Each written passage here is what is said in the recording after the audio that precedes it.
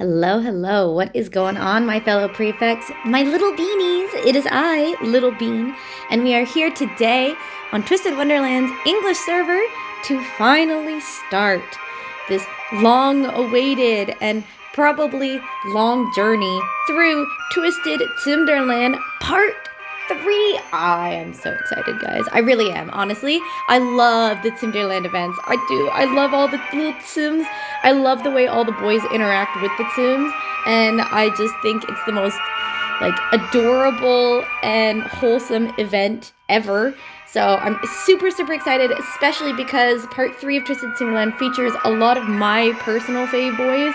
So I can't wait to see what kind of shenanigans they get into. So I'm so grateful you guys are here today, and I have all of your suggestions, all of your little list desires and everything sort of stored away with me.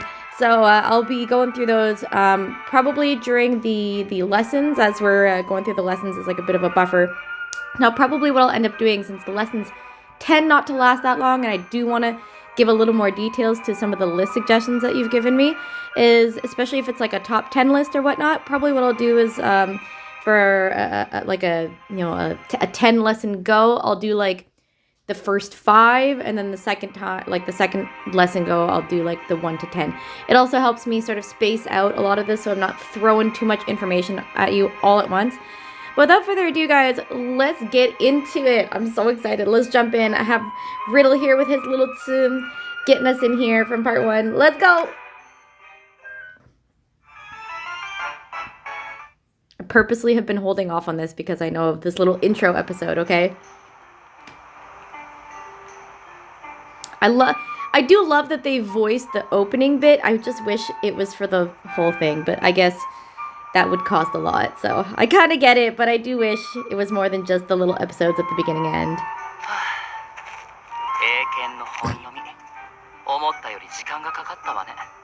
Oh, Bill's just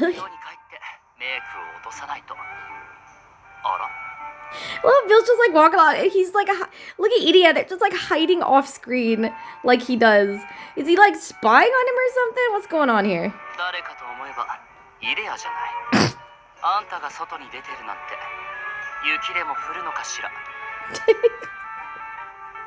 To be fair, I probably would have said that too.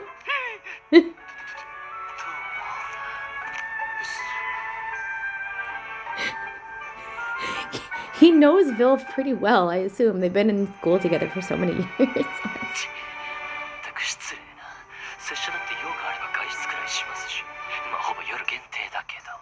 I mean, you're never seen outside, Idia.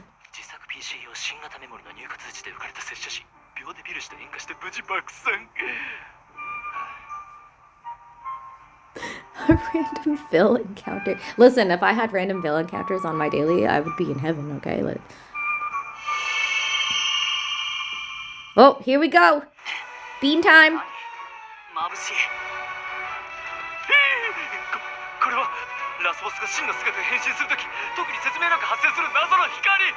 Actually, Idia, I feel more like burst of light when the protagonist of a shitty harem gets dragged into another world, possibly with his smartphone, okay? Like... Damn, we both got called out by Bill here.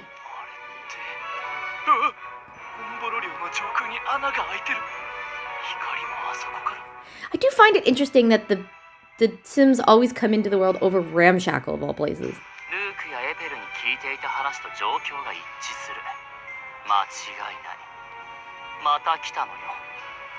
They're both so done. They're like, oh shit, man, here we go again.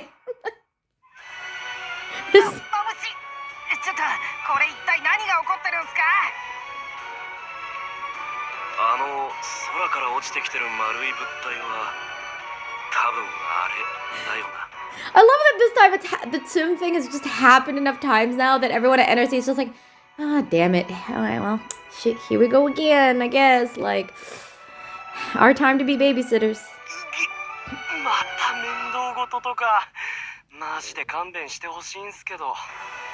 Ace, it's the nature of your being to not get dragged into, to start trouble, okay? So this is not normal for you.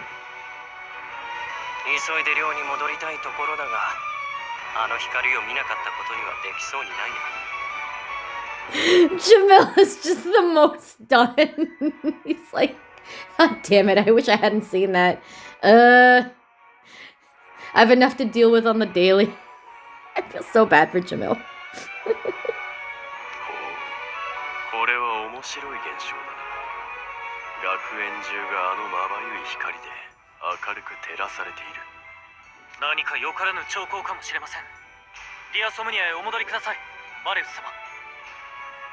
Silver is just like, danger, danger, it could be danger. And Malleus is like, oh, yeah, interesting. As if anything could affect Malleus. Like,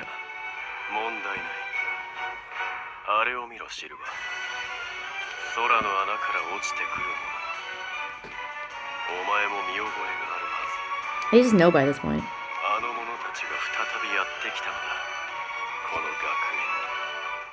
He's so amused. He's like, yes, I love Malleus, the only one who's just like, actually, this is fun, okay? He's the only one not like, this is a pain in the ass.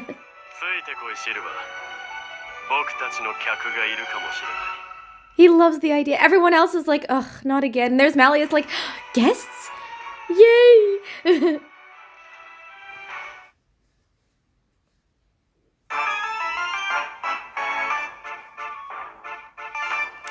I love them so much. Oh my gosh, they're so cute.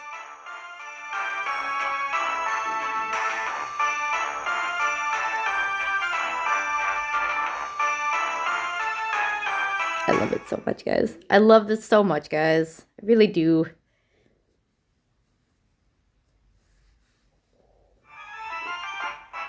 Ah. Get through all the instructions, because we know how this goes. If you have not seen a Tsumderland event before, I have Tsumderland 1 and 2 earlier on in my channel when they came out 1 and 2 years ago, respectively, or something like that. Either way, guys, you know how this goes. If you need the instructions, please go look at my previous walkthroughs of the Tsumderland events. But we started with look at the little ace Tsum. He's so cute, damn. All right, let's get into it. Map 1, Hello Tsums. Oh, I love that they stack. It's so cute. Actually, I have a couple of WayGVZaL Tsums myself. Only 2 of them. But it's because, honestly, even here in Japan, the Tsums are freaking expensive, man. They cost so much. Especially if you're like me, who happens to like boys who are, for whatever reason, on the more expensive side. Like Malleus and even Jamil sometimes. But Jamil is not a dorm leader, so it's rare to get anything of him, unfortunately. Let's go. Unless you're a tweel, then like merch of you if you're not a dorm leader is very difficult to come across, especially all the good stuff. It's not just like every other keychain you see. Let's go.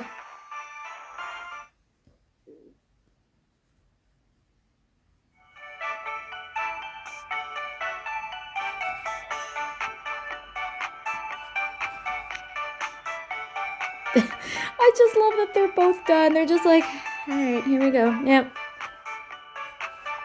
Look at the little idiot Tsum. He's already nervous as hell.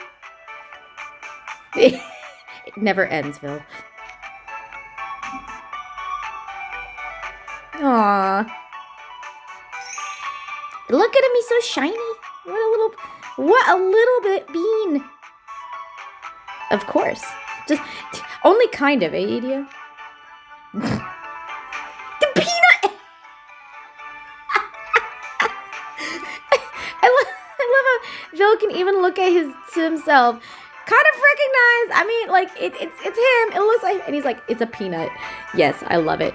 I love it. Everyone is potatoes, but his Tsum is a peanut. I love it. I love Phil's nicknaming. It's so smug. I love it. Poor little... Look at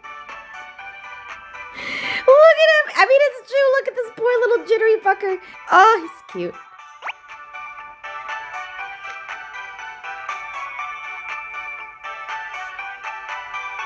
That's Idia admitting that he's cringe. Like... Yeah, see, he gets... I love how, like, Vil just immediately denies that his Tsum's anything like him. Kind of like Leona. But Idia just immediately is like, yeah, this little cringe fucker is just like me. I can relate. No, don't. Nice save, Idia. Uh-oh.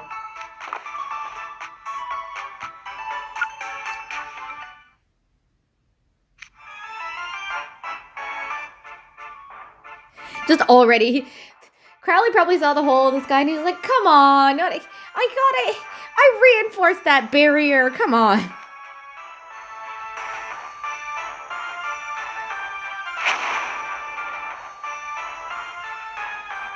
Yeah, see.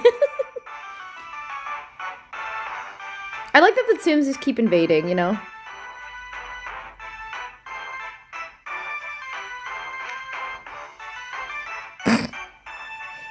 I'll say that a little bit louder, Idia, okay? He definitely heard that one.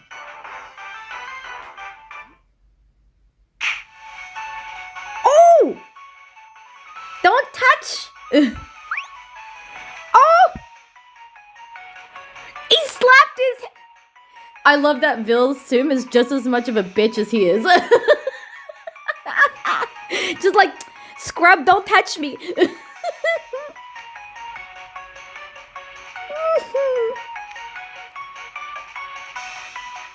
Absolutely. Idia, you got this, man. Too proud, too high ego. Like, plebeians don't get to touch this flawless form, okay? Uh-oh. The Idia Tsum just disappeared into the void out of pure fear. And Idia didn't even notice. Now they have to chase them down.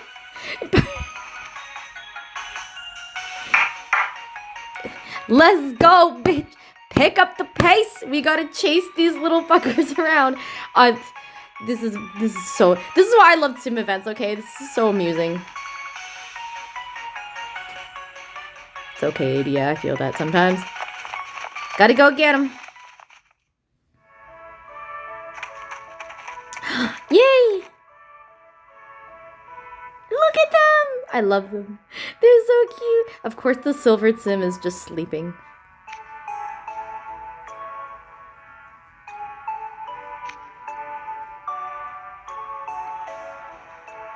Again, they bypass the school's barrier. Again. Mally is just straight up admitting that silver, by proxy to the Tsum silver, sleeping is precious. Yes, I agree, Mally is precious.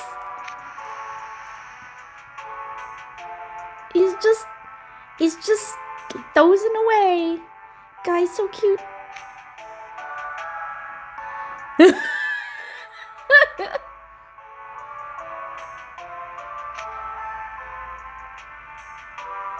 It's, look, little Mally's Tsum, I love it. Anger.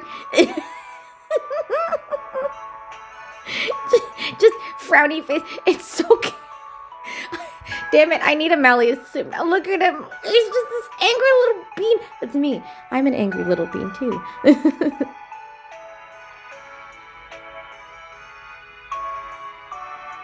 It's definitely dignified. It's angry, but it's dignified, okay? Malleus just wanted something to take care of, okay?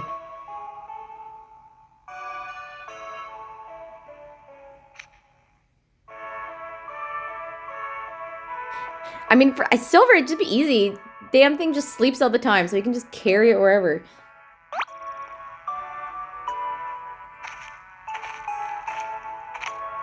Yeah, like...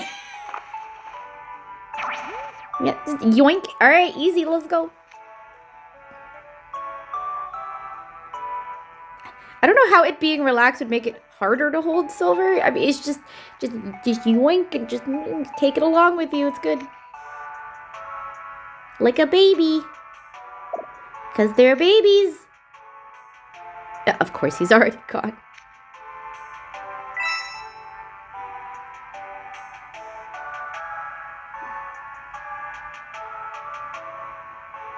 Gotta go to the office. Although, I guess now Malleus would have missed that because he left.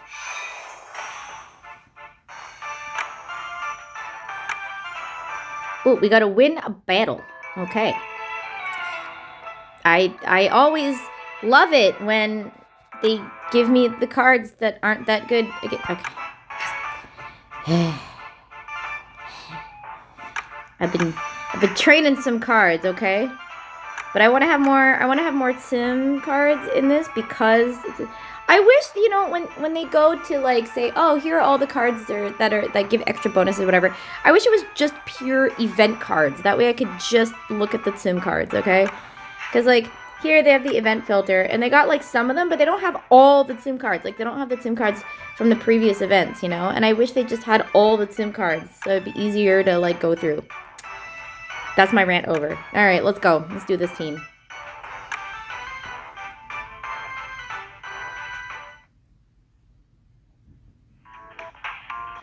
I gotta turn that auto.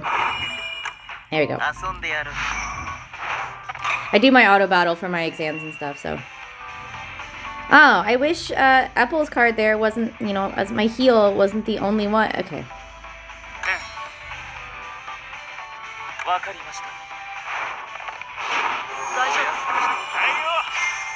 In retrospect, that was very silly of me. I should have clicked Riddle's card so that the short kings had a minute here. I just realized, too, I have all 3 short kings on my team. Yes! All right. Look at all the... I love the Tsums so much, man. I love them so much. All right, let's go.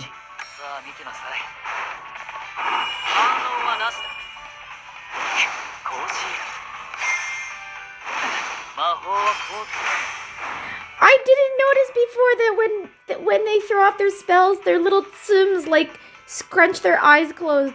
That's so cute. And look at here. Okay, we got Vil and Azul, and their Tsums on their heads are just kind of chilling there.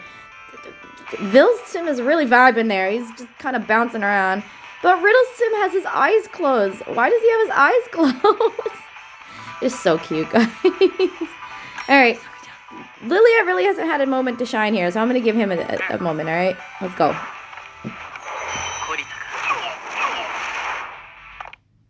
I love the Tsum so much, guys. Look, it's on his shoulder. I love the Tsum so much, guys.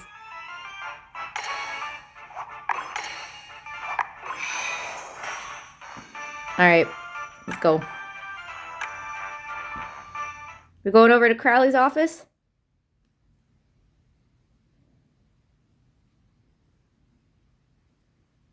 I mean, if my thing loads at some point. Man, must be my absolutely crappy connection here.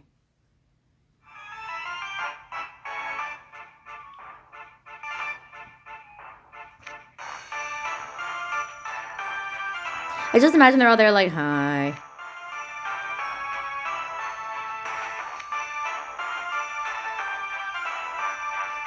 Too bad, Ace. Your little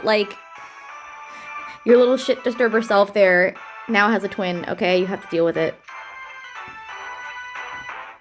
Beset.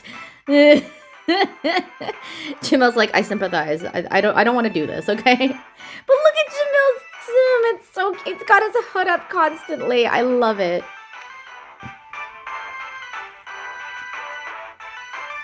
Trey, you don't cause trouble, therefore.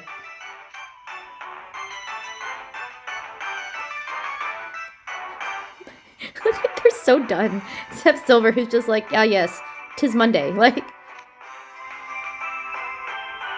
at Ruggy's Tsum. Oh my god, it's the cutest thing. The hair, and the ears, and the little tail. Ruggy, that's not fair. Your Tsum is, like, hands down one of the cutest. Oh my god.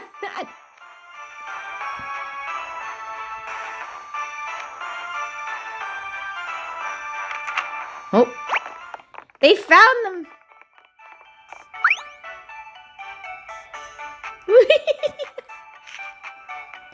Just goes to the tablet. Okay. Very great.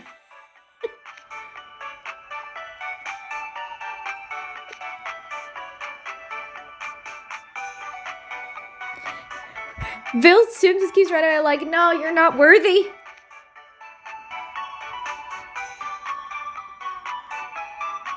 What?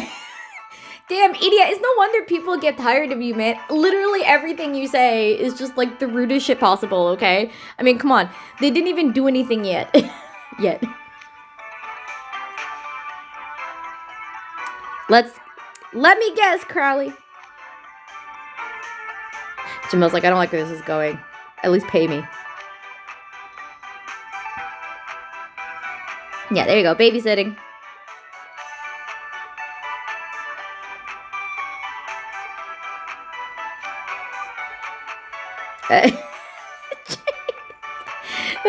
The dorm leaders are like, more little peons to watch over, okay? Yeah. Ruggy be feeling us all, okay? Ruggy Bucci, truly the working class man, okay? No one works for free.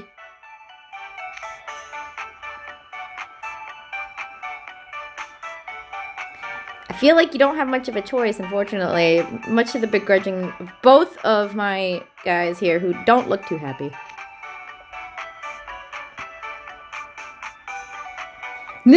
Jamil pointing out the true facts here. Yeah, Crowley, what the hell you been doing? How the Tsums get through the barrier not once but twice?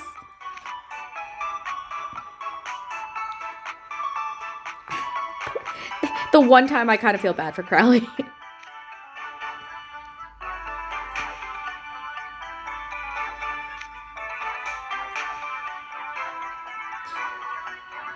This is something that none of us wanted, okay?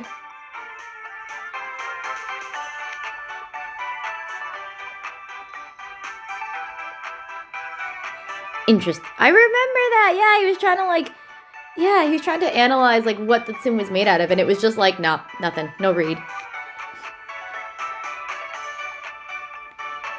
What are you talking about? Ace, last time it wasn't even your Tsum. At least now it's now at least it's your Tsum, so you actually have to put in the work, you know. Yeah, that sounds pretty accurate, to be fair.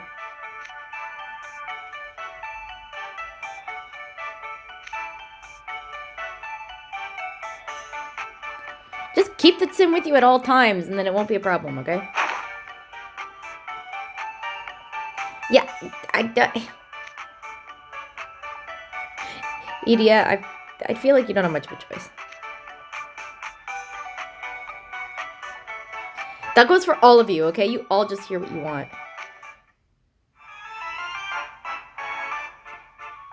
Silver is too good for any of these guys, okay? He's just like, yep, yeah, okay, I guess this is life now, you know? True.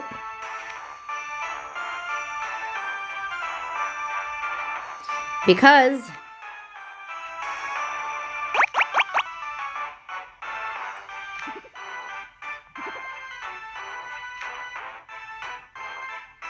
they like to stack.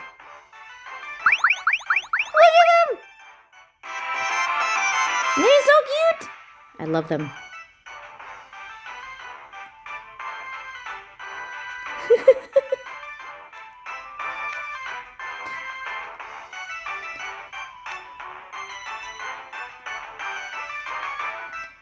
It's cute.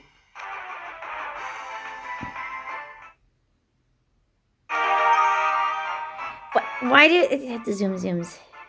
Tsum would have just been fine, guys. Tsum would have just been fine, but okay.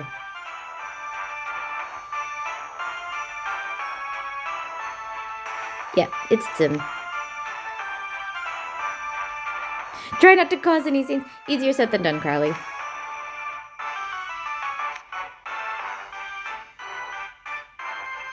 He missed the stack.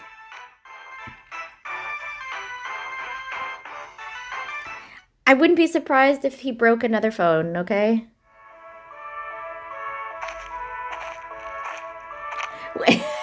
Mally's just walking through the forest all night with his Tsum until it's morning.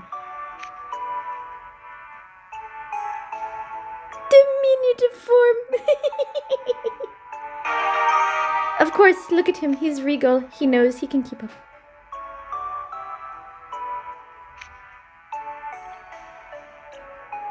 Aw, yes. Go introduce him to your fam.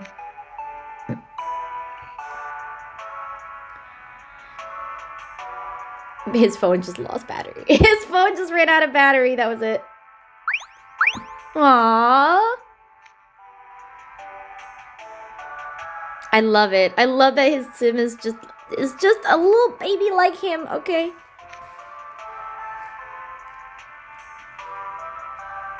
Uh-oh, he missed the meeting. Malleus, your phone's out of battery. He did.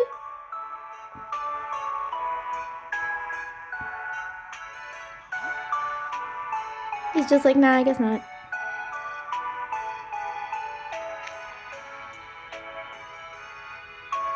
He finally has someone to show all of his gargoyles to. You know, besides us. Malleus is so cute, damn it. Just makes the whole book 7 that much, like, more of a heartbreak, okay? Ah, map 1 is done. We can get into map 2 now. Let's go.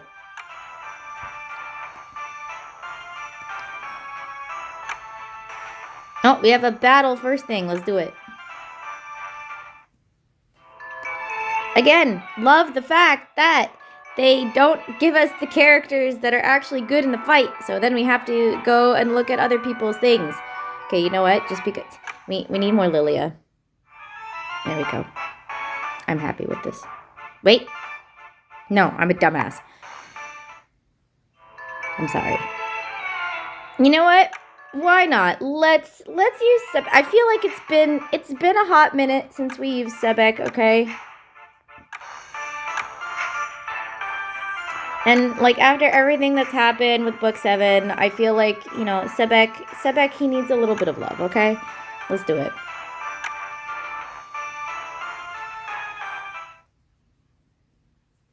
I don't even know who Sebek duos with, to be honest.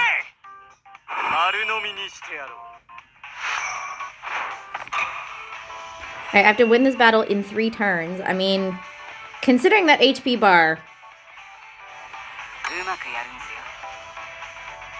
Wait a minute. Ah! Okay.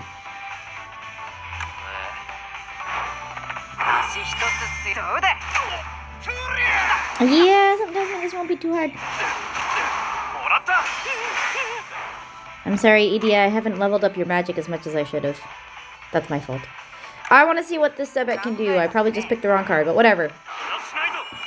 Oh, I didn't. It's good. Nice.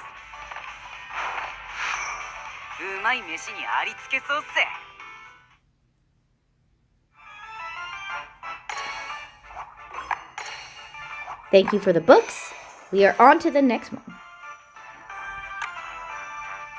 Win the battle after using duo magic 2. Oh, I hate this one. I hate this kind of thing. Okay, I had to use duo magic 2 times. 2 times.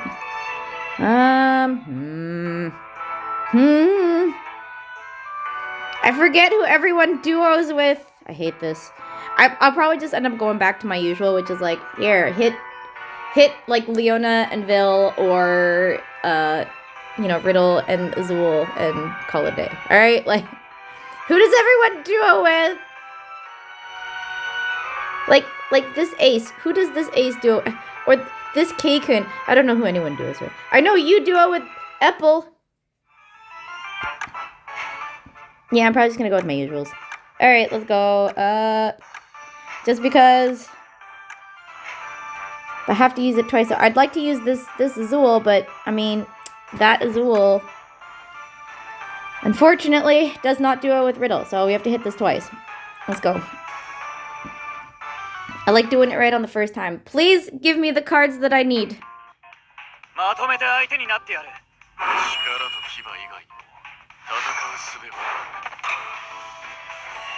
There we go. See? Let's go. Does not matter if it doesn't work. I just need to duo twice.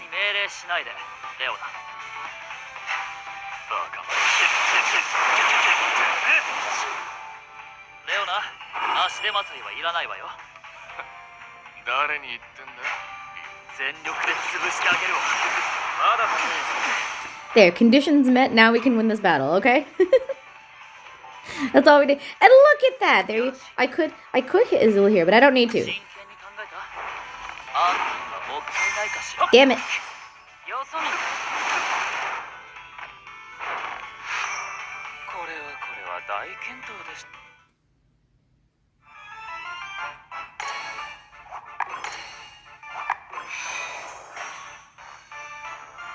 Alright, let's see. Take 7 history event lessons?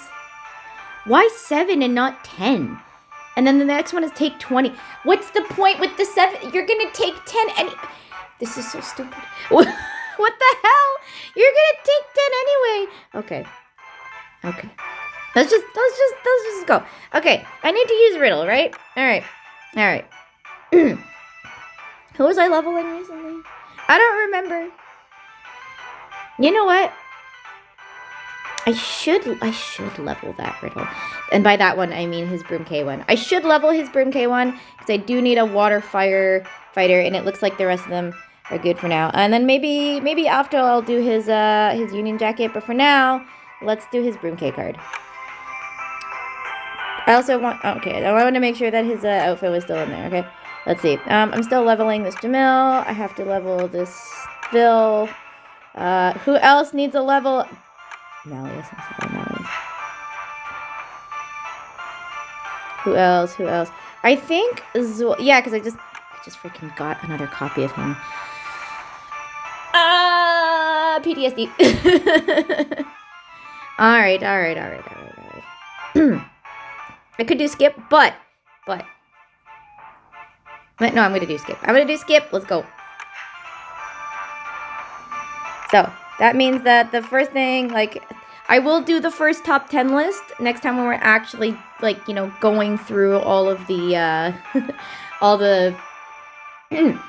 excuse me, all the, like, lessons. Let's just go.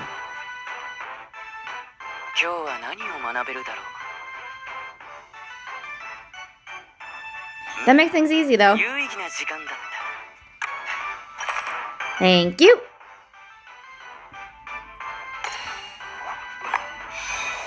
Alright, next one. Okay. We have to clear Ace Sim 1.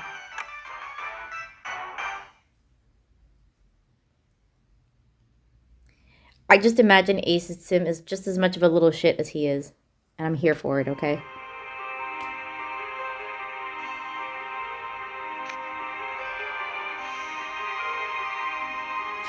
Could I ask... I mean... Cater already calls you guys Idus. I'm sure this is just some more propaganda here, you know? Plus, it's an Ace Sim. He needs all the help he can get. Yeah, because I told you. Riddle Sim was absolutely one of the cutest. Because he's so cute.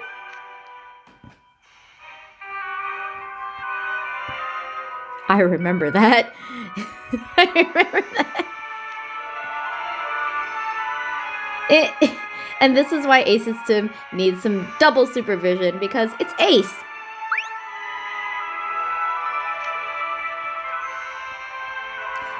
We know, Deuce. Don't worry. We're not judging you. Except Ace, because Ace is a dick.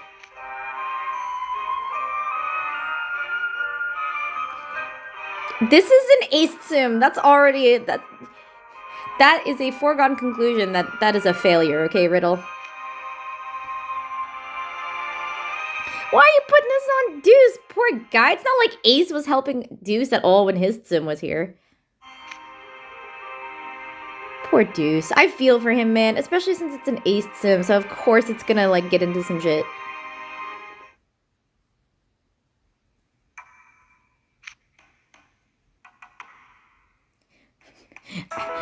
In the case of you, Ace, I feel like it's justified. Okay, Ace. You'd say that, Ace, alright.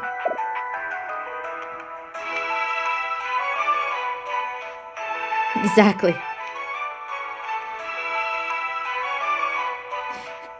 Shut the fuck up and do your job, says Deuce. Absolutely, he's right. What is going on?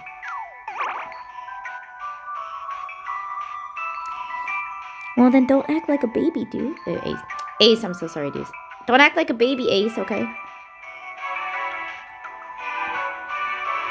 Too bad!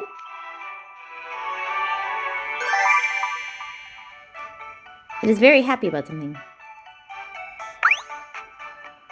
Just be...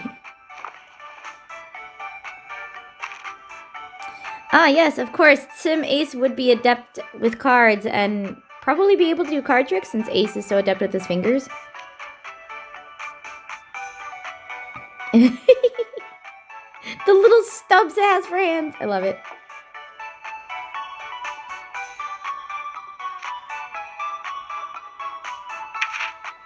All right.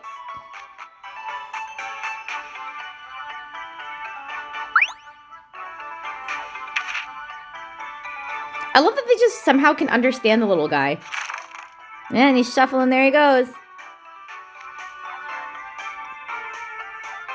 Of course, the Ace Tsum is just as good with cards and hand tricks as Ace is, okay?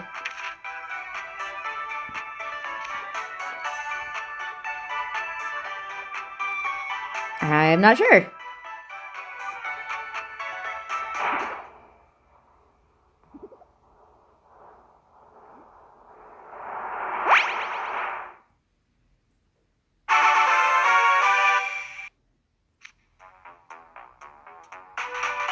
Wait. Dude's just like, what the fuck? He's so amazing.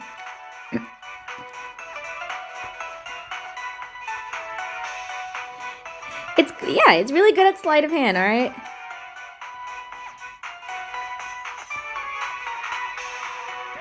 But Ace, it's your Tsum. I mean, come on. Of course he's really good at sleight of hand. If it takes after him that much in this way, how much else does it take after him? Ace is like, this is another level, okay? What's the ulterior motive?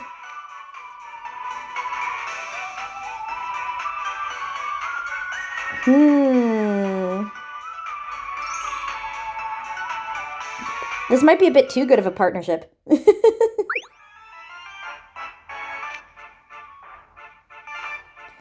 Oh, I love everyone's just like, is that a Tsum? What?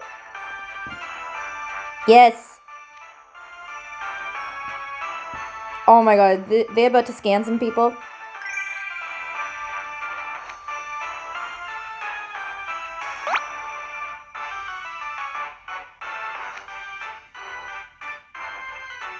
What?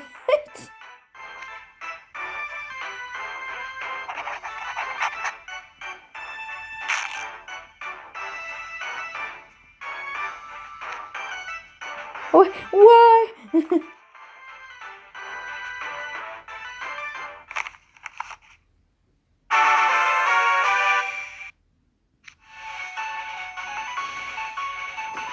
My god, look at all, I love all the little like mooks who just watching like haphazardly. They're like, whoa, this little guy's guts. Like, and they're all gonna come over.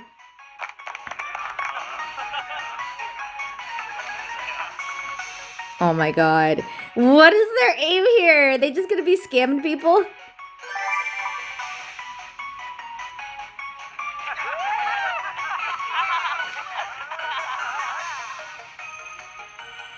At least Deuce knows him well enough.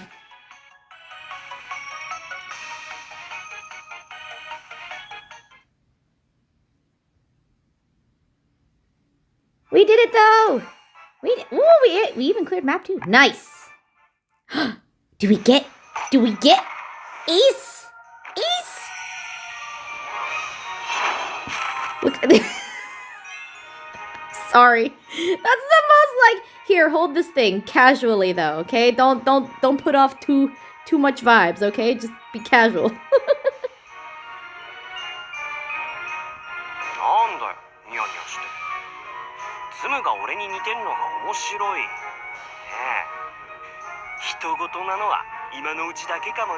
Absolutely, I'm gonna sit here and laugh about it, Ace, okay? And then also take care of it, because I just love the Tsum so much.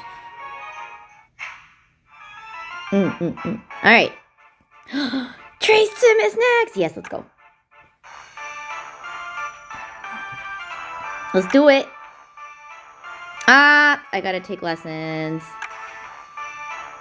How close are we to getting one more? 7 minutes. Alright, you know what I'm gonna do, guys? Here's what I'm gonna do. I am gonna wait for my LP to come back, alright? So, see you guys super shortly, okay? Not gonna take long. See you guys then. Alright, we are back, guys. Let's get into these lessons. And with it, we're gonna be starting also the first list that I was sent, but let's set up first. Alright, who am I even raising? Yes, I was raising Ace's basketball club. That's right. Alright, we're gonna line this up with the same people that we were raising last time because, you know, that's who we want to focus on. Do I have Ace? Okay, yeah, he's in his basketball club. I just always want to make sure because I don't like, you know, getting into a lesson and it's like, oh, here's like a cool event card or cool club card or whatever. But he's just wearing his plain clothes, okay? They deserve... If he's got some cool outfit, they deserve to be in that cool outfit at least for the history lessons, okay? In my humble opinion. Alright, let's get started. And with that, we are going to be... I'm going to turn down the volume, actually. So, now we're going to get into the first list that I was sent. So, the first list actually comes from one of my viewers called Katarina Go 9994, and they ask, I'm interested to see who are the top 10 most attractive boys in your opinion. Oh, that's a really, really tough one because, like, for me, attractiveness is a little bit different. Like, this is going to be completely different from, like, a top 10 husbandos list, because I feel like a lot of my husbandos, if we were to ask, like, an objective just purely on physical attraction, probably are not going to be on the same list, okay? The two lists are completely different, because what I find attractive in a husbando is not necessarily going to be physical attractiveness all the time. Definitely in some cases, but... yeah, it's going to be two different lists here, and I think I'm going to start off this list by prefacing a couple of honorable mentions who probably will just miss out on the top 10 for various reasons, since I'm sort of mixing this a bit with of course, my personal opinion, as well as some overall, like, objective standards that I can sort of agree with. So, coming in as an honorable mention probably would be Jade Leach, and a lot of it has to do with just, like, I get it. The Tweels are very, very, like, objectively attractive, and I get that. And listen, I'm all for your local top-tier S-sadist, okay? I get it. But Jade, to me, strikes too many levels of skeletons in the closet, okay? Like, I like me a little bit of danger, but I feel like Jade might murder me in my sleep at some point just because he wanted to see what would happen, okay? Like... It's a little bit much for me, but I get it. I get where it comes from. I get why people are attracted to him. And I even get the people who think, you know, maybe he'd have a bit of a softer side, but I feel like if Jade wasn't completely 100% interested in me, there's just no way, okay? So he's going to have to stay as an honorable mention. Another honorable mention I wanted to put out there was actually WayGVZaL. And Sebek, he is physically...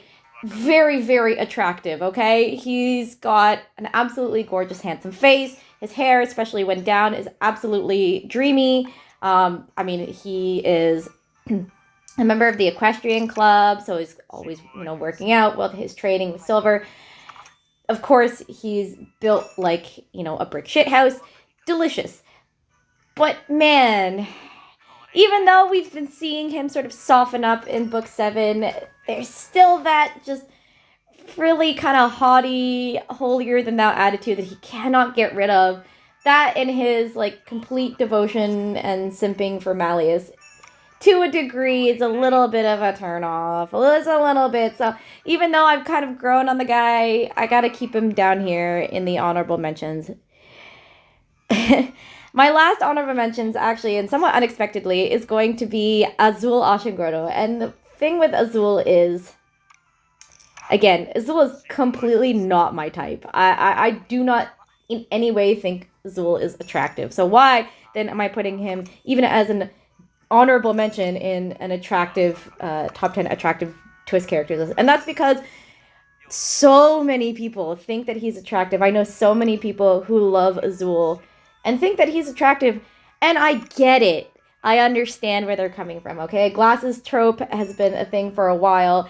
His sort of cunning personality, a lot of the sort of smug faces that he pulls, and yeah, to a degree, his, let's face it, his sort of dual personality between being a complete, like, smug bastard, and then he flips and becomes just the most, like, petulant, like, cry bully, whatever. Like, some people like it, and some people, some people want to, like, comfort him and baby him, and then other people just want to bully him further. And I get that. He's attractive to me as, like, a bully magnet, okay? And that's why, like, because so many other people find him attractive, and I get where they're coming from, I have to put him as an honorable mention on this list, okay? But now, getting into the list proper now, in 10th place, I'm going to put Trey Clover. And Trey, for me, is, if you have seen the little, like, short that I did with Kwamio, you'll know that Trey, I really think he's got, like, a whole, all-around whole package, okay? His face is attractive, his personality is attractive, he's kind of built there, with those baker arms of his, delicious, and he's just, like, he's gentle and he's sweet, but he's still got that little playful side, that smirk, that smirk face that he's got is just delectable, okay? Absolutely 10 out of 10. But why did I put him as 10 and not higher up? Mainly because, while I think he's an all-rounder, and if you chose Trey as, like, your main husbando, you're correct. It's just me personally. There's other guys that I think are more attractive than Trey, but he's absolutely, like, up there. Number 9 is going to be Floyd Leach. And now, while I have my things with Jade there, Floyd, I think, is objectively more attractive than Jade, in my personal opinion. I think because of his personality and his sort of laissez-faire, like, unpredictable but don't really give a care attitude is much more appealing to me personally. And let's face it, his voice actor does a lot of work, okay? Man, Floyd's voice, the first time I heard it, I kind of had that little woo, ooh, hello. Okay, like, come on, we all know it. We all know it, all right? I won't deny it. Floyd absolutely is just peak in that regard. But again, I think there's just characters that are, in my personal opinion, more attractive than Floyd. But I would totally understand. Listen, if I got copied on by Floyd, I'd be feeling some type of way, all right? Partially, this list is also to note characters who, like, when they get new, like, cards and whatnot, I go, whoo, hi. And Floyd is definitely one of those characters for me, at least. So, yeah, I feel comfortable putting him here at number 9. Number 8 is going to be Jack Howell. Now, Jack is purely getting into that combination of, absolute masculinity at its max, and, he's a jock, he's built like a brick shit house, and I adore that. I want to touch his arms very badly, and his shoulders, and his pecs, possibly other things. Also, I want to ruffle his hair very much, okay? Like, he's such a good boy, too, so you have the combination of the fact that he's just this tall, built, muscular guy, whatever, got this deep, guttural voice, but he's such a gentle boy, okay? Like, oh, it's so good. It's so good. But Jack, unfortunately, cannot really get any higher because my own personal biases come in full force here. So Jack has to stay a little bit lower.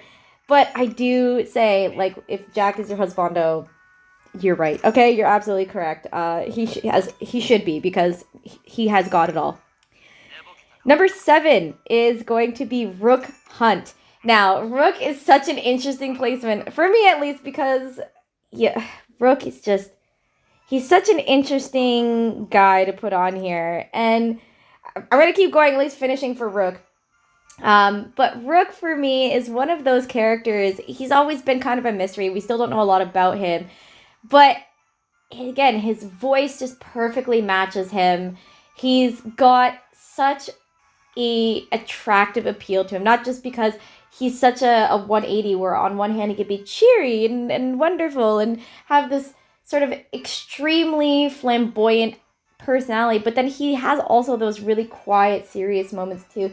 And that bit of mischief in there, very much like Trey, that bit of mischief in there where, he'll say, when he goes into battle and he say, let the hunt begin and things like that. That is just so, it's so good, okay? It's so good. He also has kind of that little playful smirk kind of sprite that is just wonderful, okay? The bowl cut, we might have problems there, but everybody went feral over Savannah Claw Rook for a reason, okay? The freckles, I mean, I might have to brush the hair back, but still, like, it was so good.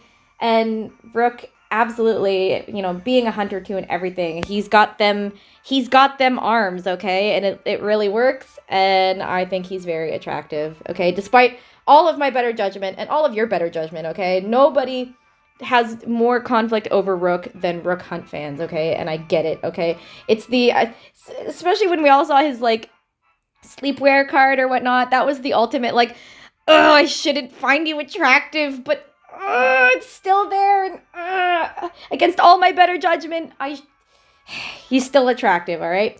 But, like, listen, I know that's only number 7, and we are going to get into it next time we have some lessons.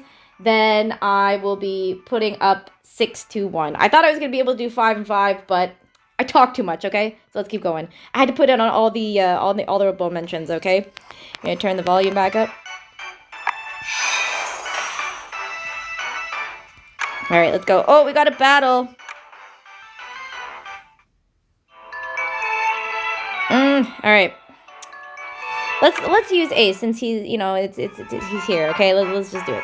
All right, well, I want to use, since the battle calls for it, I wanted to use Riddle's card.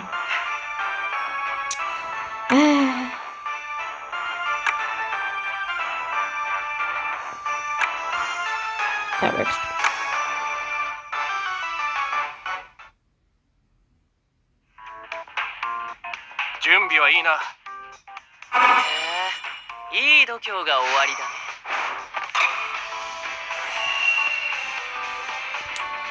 I don't like this. Alright.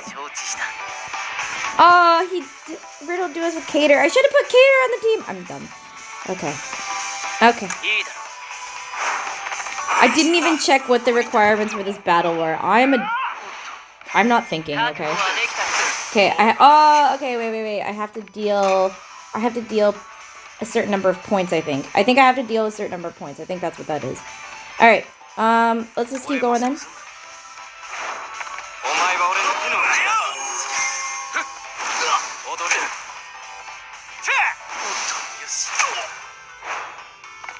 I still love the club cards. I think they are the absolute best, okay? Where is the other Riddle card? I need it. I want to use it.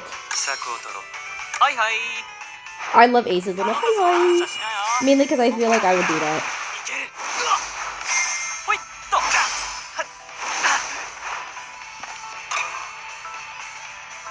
Oh, sure. Now give me the Riddle card. Thank you.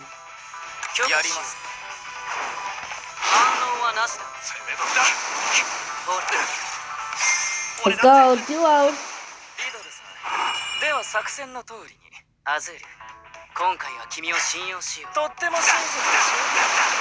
Yeah, we won that one.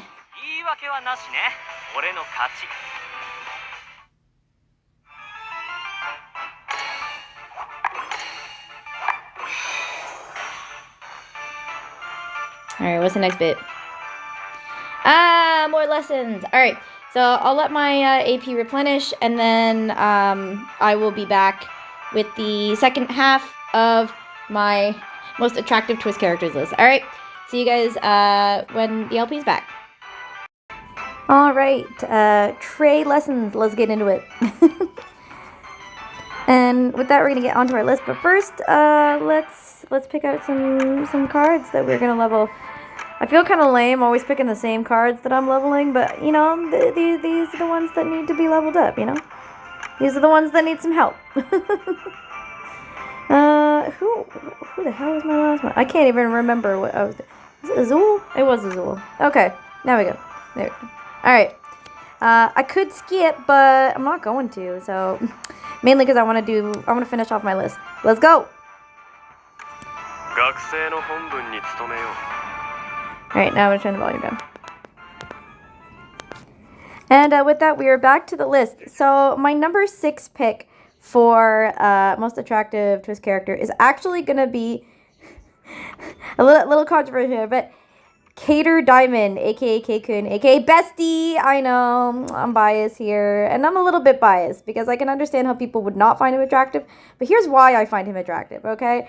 And I think a lot of it comes down to the fact that one, K-kun himself is just incredibly relatable. Like, you know what, we all make those kind of jokes about, oh yeah, this depressed bitch, okay? I mean, with the mandrakes and everything, but like, come on, a lot of us either are ourselves depressed or have been through a phase where we have been depressed. Like, we've all been there, you know? And even if we've never been depressed, we've all had our moments where, like, we show one face to the people that we know and love and keep our real feelings sort of hidden. And while that's not particularly healthy to any degree, we kind of know that. But that's why K-kun himself is so relatable, you know? We've all kind of been there. And even when he's not like that, I feel like, you know, a lot of people say that, oh, so the sort of like e-boy kind of like magic cam persona that he's got is just that. It is just a persona. But I feel like K-kun is it to a degree where it's kind of hard to believe that it isn't part of who he is, you know? So I feel like there's a part of that really like laid back, sort of charming, flashy guy that is still genuinely K-kun. And that side of him is incredibly attractive, you know, that like sort of low key but really like cheery and happy, just like down for anything kind of K-kun is really attractive. I would absolutely love to hang out with K-kun. And when he gets into that little mischievous side, you know, especially when he's like giving everyone little nicknames and calling them Chan and things like that, and his voice actor just kills it too. Like, K-kun, I think, is very attractive for that. I would love to just hang out with K-kun. If he got a little bit cozy with me, I wouldn't. But, you know, he's bestie, you know.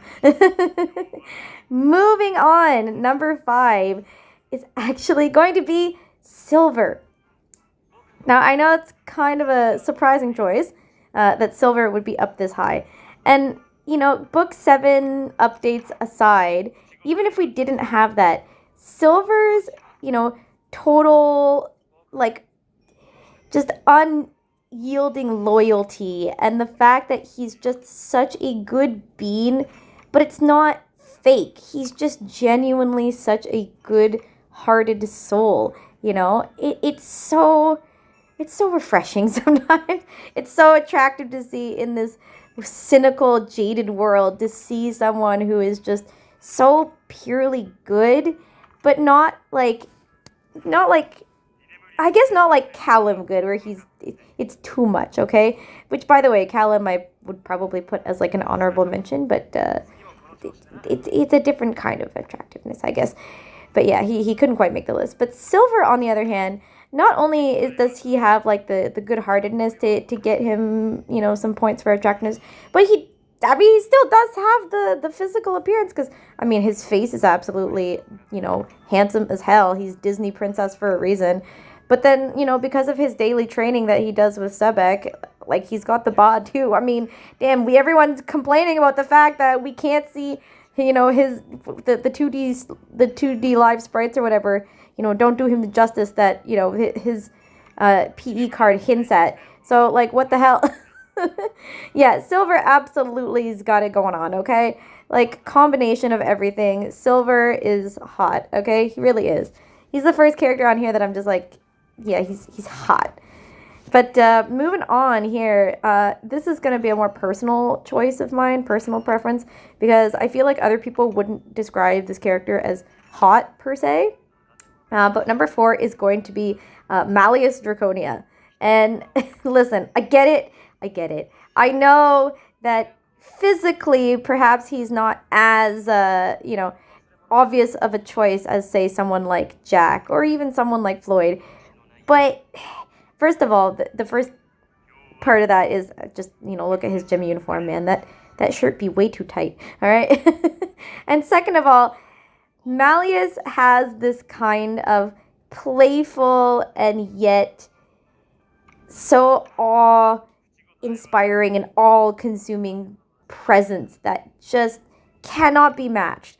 Not even just the characters from, you know, named characters to random mooks who name Malleus as this character that is, you know, someone to be, not necessarily to be feared, but just someone that you don't want to mess with. It hypes him up big time, so that when you actually do see him and he approaches you with this kind of both, you know, I would say not necessarily laid back is not the word I'm looking for, but just this very laissez-faire kind of attitude, and yet still so curious.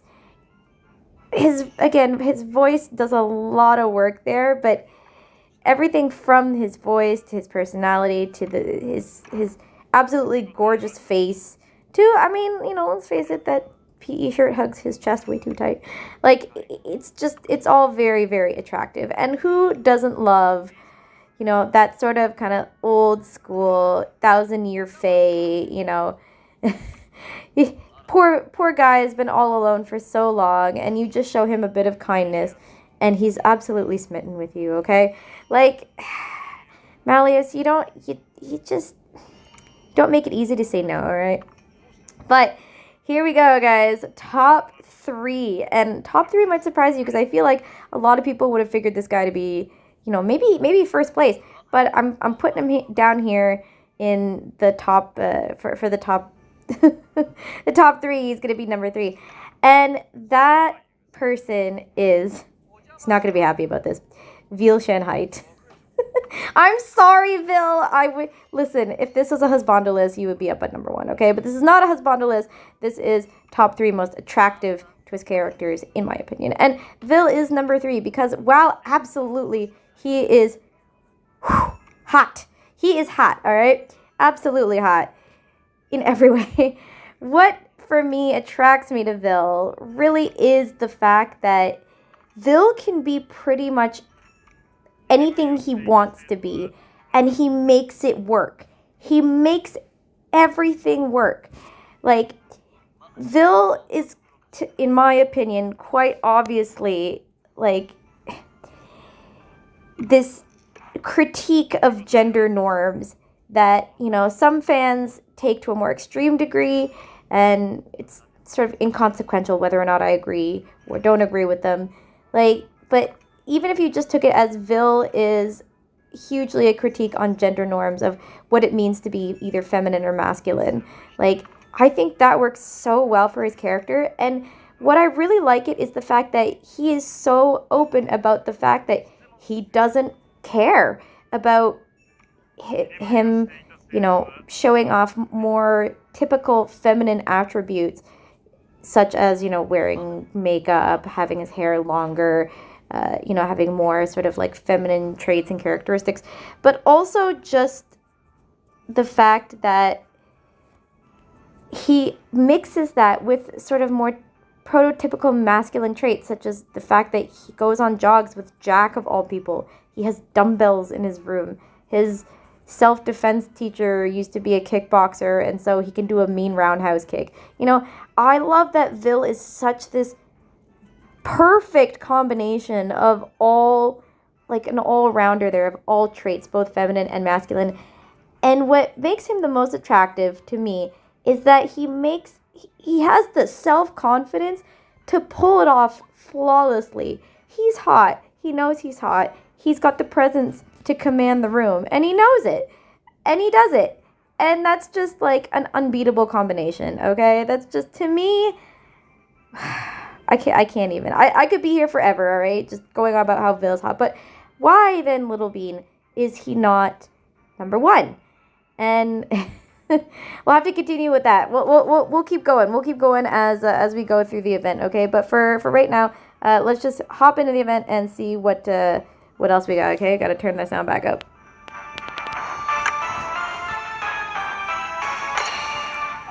See, the problem is I talk too much in these things, and then the lessons get done really quickly, all right? Let's go. All right, we got to win the battle with at least 18,000 HP remaining. So just all your hardest hitters. Sounds good. You know, I love that the list gives you more helpful characters than the actual guest characters. Like, thank you. That, like, I'm gonna use a character though that I don't get to use that often. So.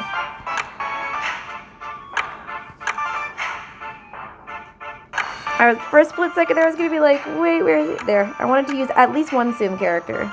So let's go. My battle's not good. There we go.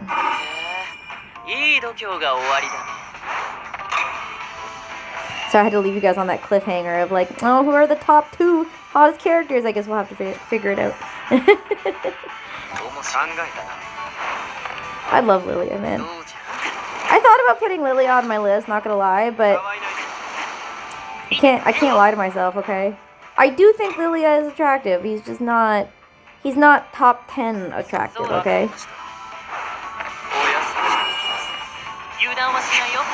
I thought.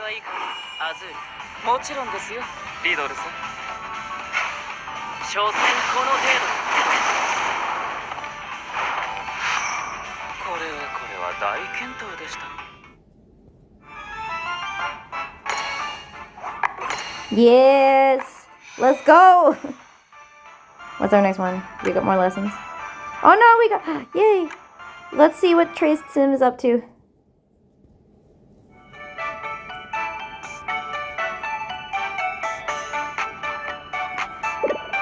Look at him! He's such a little lad. You're Tsummy. I love that Keikun calls them Tsummies. Oh my god. Yes, I love it. I might steal that Keikun, okay? Yep, of course. I mean, of course he is. It's Trey. Of course. It's just chilling, you know? Wait, but Trey, why would it do that, Trey? If it's based off you, Trey, what are you trying to imply about yourself? You like pulling stunts behind the scenes that we don't know about, Trey? He's just chilling, you know? Maybe in his youth, I don't know.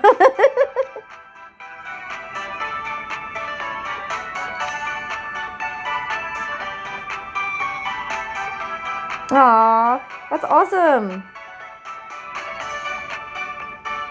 A grape cake. Okay.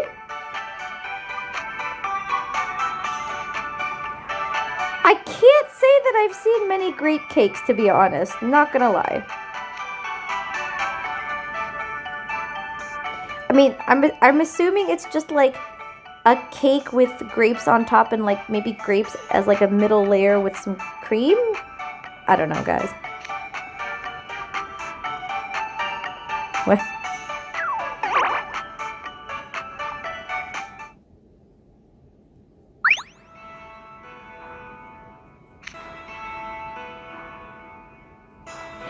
He puts in the work, okay? Just like Trey. I like that the hat moves too. I love all the Sims that have hats, okay? Of course. Maybe? I don't... Listen, if it's a trade Sim, probably.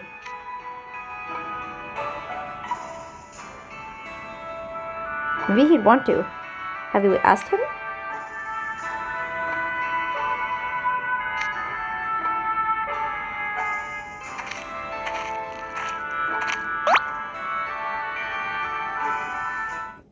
Well, at least Trey's own Sim is chill, so he only has to worry about the usual Hearts of Yule shenanigans.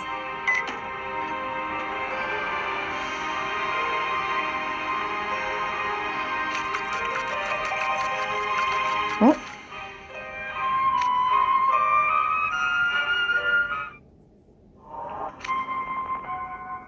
Oh, the Tsum is gone!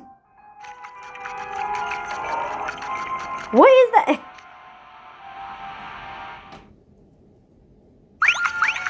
Look at him go! I was gonna say, it sounds like a whisk. He's just going at it. Little guy. He's so focused. Let's go, trade him! It's perfect. This is professional level work. Like you, Trey, you're a professional. Your Tsum's got it, alright?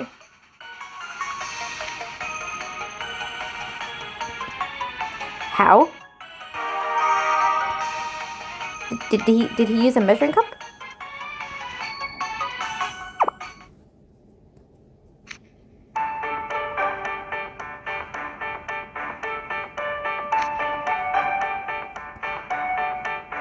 Nice. We need more trays in this world to help us, okay?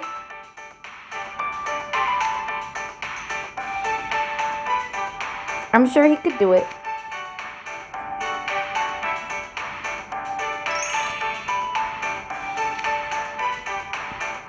Ooh, chocolate roses? Okay, now it's just making me hungry. Now I just want a piece of cake.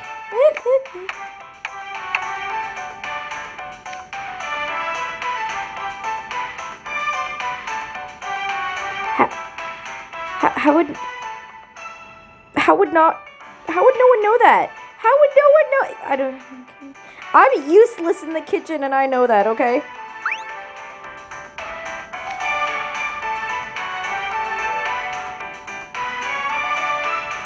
I love that it's just basically a second tray, so everything is just chill, and he's just hanging out with his Tsum, okay? Hey, we're into part 4. Let's go. Let's go. Oh, we have lessons, but you know what, guys? You know what, guys? We're using star shards. Let's go. Because we got one. I'm using star shards because I want to finish off this list, okay? I'm sorry I keep you guys hanging there, okay? But let's do it. Let's finish off the list. Alright, I was going to say, I don't know if I'm raising any Reggie right now, but I was. It was the New Year's one. Okay, let's go. It was you. And where was Malleus? There we go. And now we need Azul. Azul! There he is. Alright. Oh boy. Let's do it. Let's finish off this list.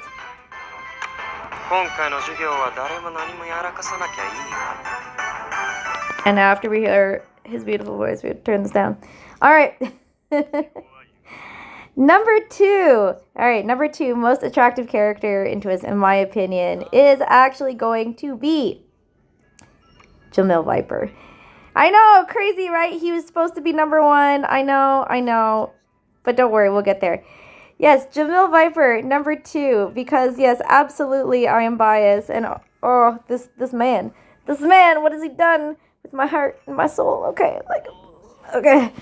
Where do I even begin? Okay, not just the fact that, you know, his sort of more chill personality is right to my liking, but just like Vil, the hyper competency is so freaking attractive. This man can do everything, okay? He can sing, he can dance, he can cook. A man who can cook after my own heart, okay? Oh my god.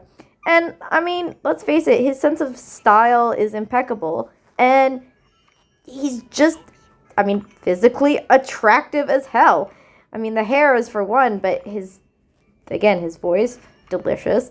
His face, handsome, beautiful, 10 out of 10. Like, what's there not to enjoy? He himself has even said that he's toned his body through dancing and all. I'm feral for it, okay? Like, what can I say? There's literally no complaints here, okay? Jamil is a 10 out of 10. Even if I wasn't completely biased for him, I still think he was just attractive as hell. And every time they release a new card of him, they always give a little flair, a little something that just makes you go, ooh, okay, hi. And I mean, the latest one was the Halloween SSR where they actually had his hair down, and I couldn't even, like, even people who I know who are not Jamil stans were foaming at the mouth over the fact that Jamil had his hair down in that SSR, okay? Like, there's a reason why he needs to be here, and actually several, but they all coalesce into the biggest reason being that Jamil is just hot. He's just really attractive, even if you're not someone who normally goes for his type or someone who has him as a husbando. Like, he's just attractive, okay? And that's why he has to be number 2. But then, what could possibly beat the 10 out of 10 himself? I'll tell you. And it's the biggest 11 out of 10 I've ever seen in my life. And that is number 1 most attractive Twist character, Leona King Scholar. And here's why.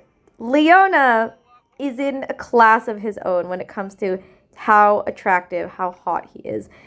Yes, he has the sort of built, muscular body. Not quite on the same level as Jack, but almost there. He's quite well built. But Leona has a couple things that Jack doesn't have. And that is his kind of like smug attitude and that air of, I would almost say confidence, but it's something that he shares with Vil in that they both have this aura about them that is so damn alpha. You know when he walks in the room, he's the leader. He's the boss. You know it. And it's so hot. Leona has everything. Every single Leona stan I have ever met is just horny as fuck for him. And they're so right. I've never met a Leona stan who wasn't horny for him. I've never met a Twist fan who said, like, even if they didn't really like him, they could at least admit that he was attractive. Because objectively, Leona is attractive. Even if you're not for his sort of laid back, lazy personality, which some people aren't, if that's not your thing, then hey, maybe his, looks, the long hair, the smug expressions, the bright eyes, the sort of animal characteristics that come with him being a beastman. Like, there's so many things that if one of them isn't enough for you, there'll be something else that will make him attractive to you.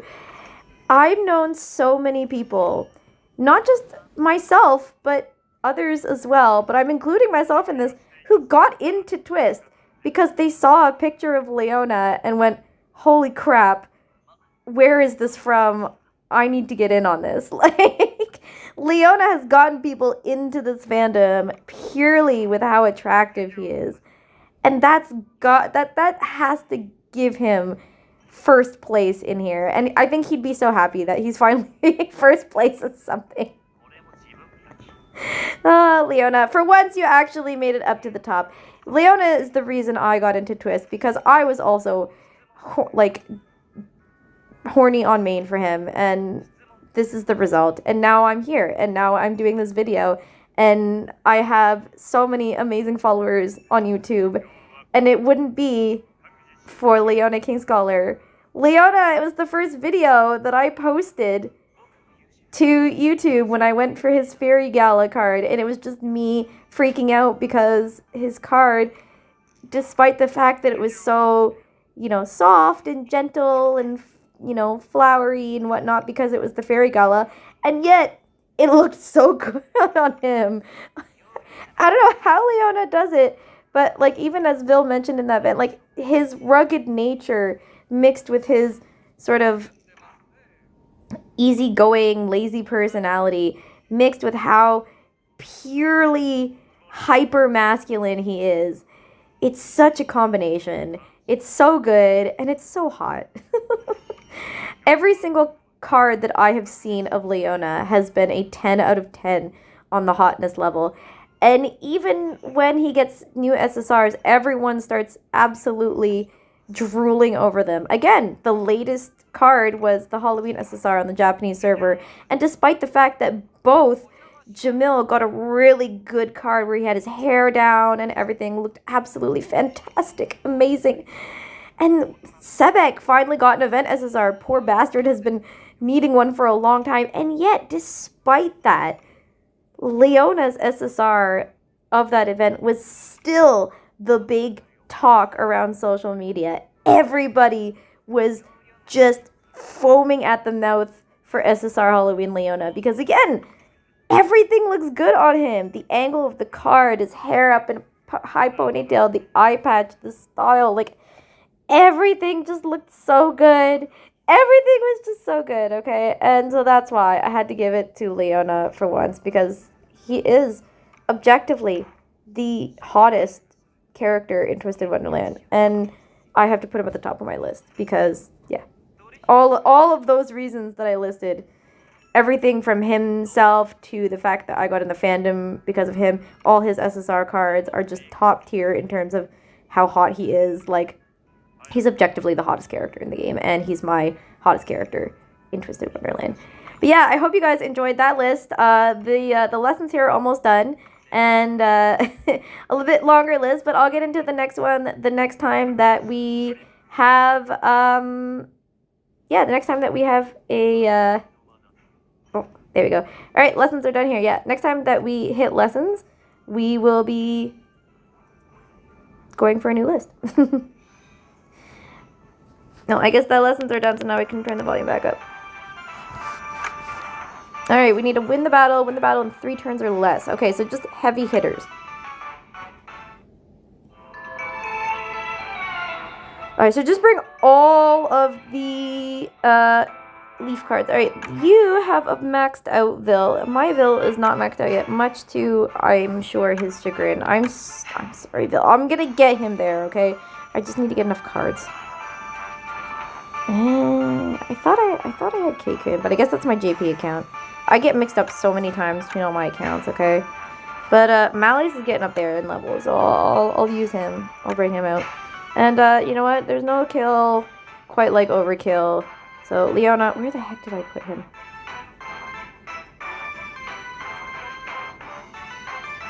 Oh no, it's my Vil. It's because they have another Vil. Okay, let's go. Let's just do this. I'm using, for some reason I thought I picked another Leona for a split second there, but I picked another Vil. More Vils is good, okay?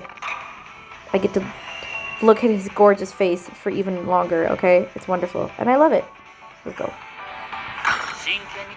Oh, Leona, that little growl. This is why he's so attractive, damn it.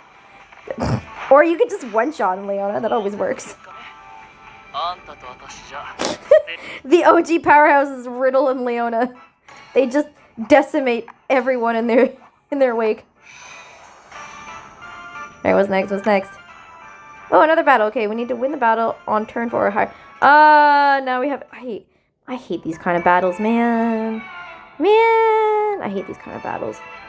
Alright, since we have to make it run longer, but we still want to at least have one finisher. So we'll have you and... Where did that Azul go? No, not that one. That's a Floyd. And then some lower level characters, just so that, you know, we don't kill them immediately. Let's do this Lilia that I haven't leveled yet. I'm sorry, Lilia. I'm sorry, Lilia. And who else can we throw in there?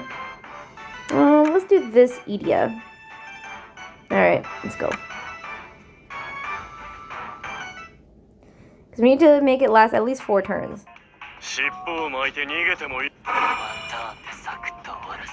And then when we've hit the 4 turn mark, we can use Jamil's skill and kill. I hope I don't die. Alright, let's go.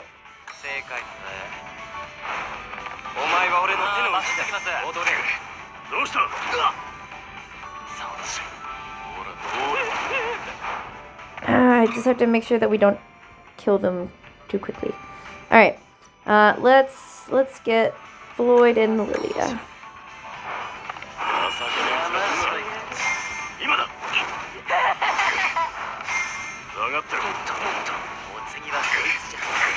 I say I hate these battles, but there's something about them where it's like I'm forced to kind of play a little more on the defensive, so I kind of like them in a way.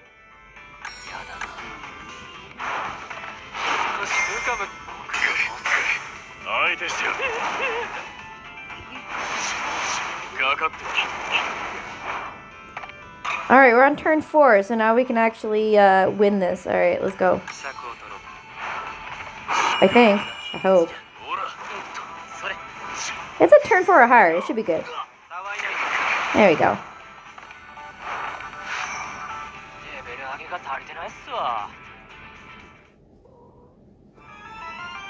Did we get it? Yeah, we got it. Alright. Woo! We're here at Reggi's Tsum. Okay, let's go.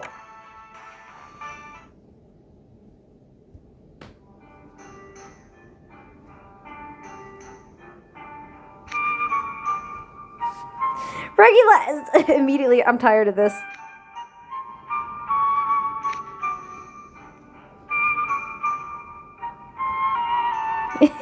put upon feeling.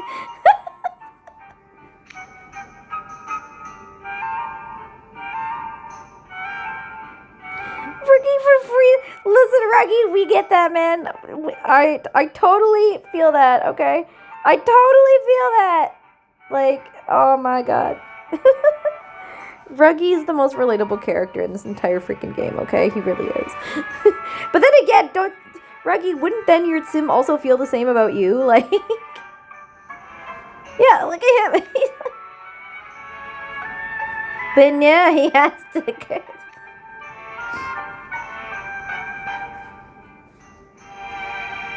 He does not care. He does not care. Just like Ruggy, he just poof, gone. I don't. Leona will only care if it has to come back to him.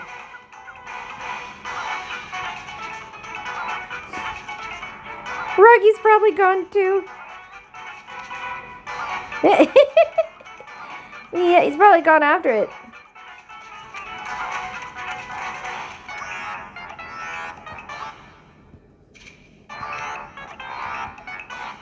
It's Ruggy.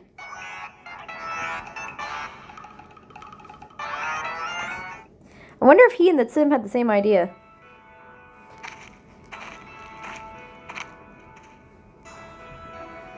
He just abandons it. He's like, ah, screw that thing. Even if it's like a Tsum of himself, he's like, whatever.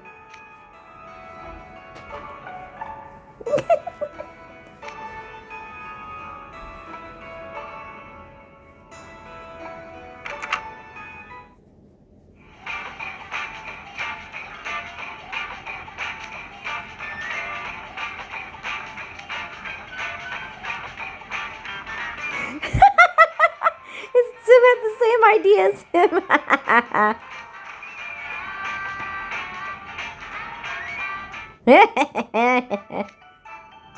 It had the same idea. See, Ruggy, shouldn't underestimate it. I'm just saying, it's as crafty as you are.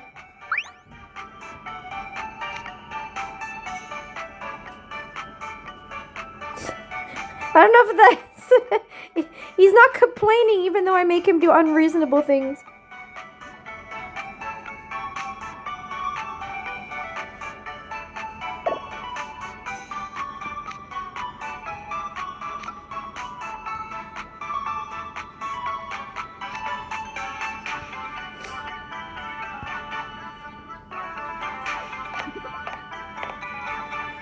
You gonna have a little chat there with your Tsum, Ruggy?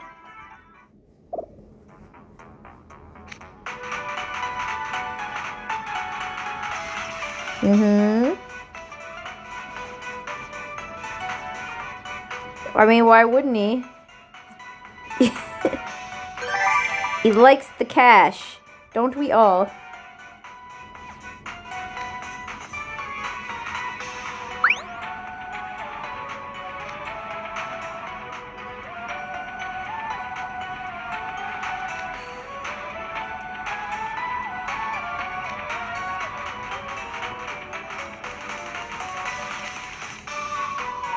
I don't know, Ruggy. Oh, he's up for it. All right.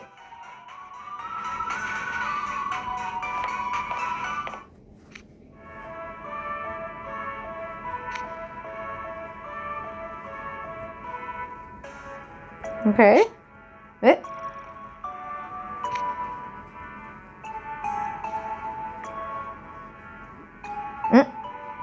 He's unsatisfied.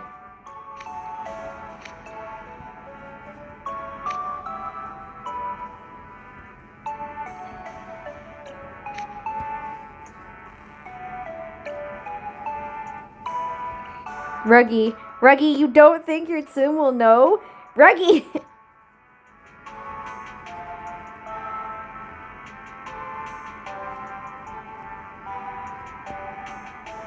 His Tsum absolutely knows. It's Ruggy's Tsum, as if he wouldn't know. Yes, Jamil's Tsum. Yes, let's go. I'm so ready for this. We're gonna have lessons, aren't we? Oh no, we have a battle. Okay, okay. We have a battle. Let's go. Let's win this battle. We have to win the battle after using duo magic 2 times again. Oh, I hate these ones.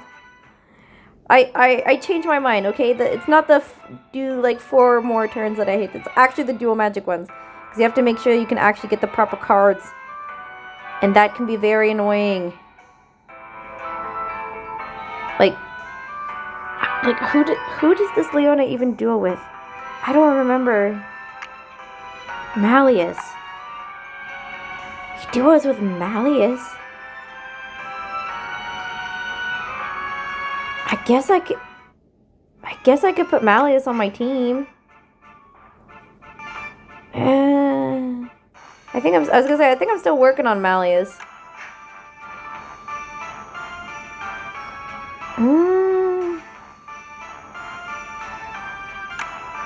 Wait, this Silver also duos with Leona, doesn't he? Alright, hang on. And then I'll do Vil because he also duos with Leona. Let's go, okay. Leona carrying all the duo magic efficiency here, okay? Let's go. Actually, I've never seen Leona's duo with Malleus, so I'm curious if it'll come up. And of course not. That would be fair. That would make sense. Alright. You guys get 1.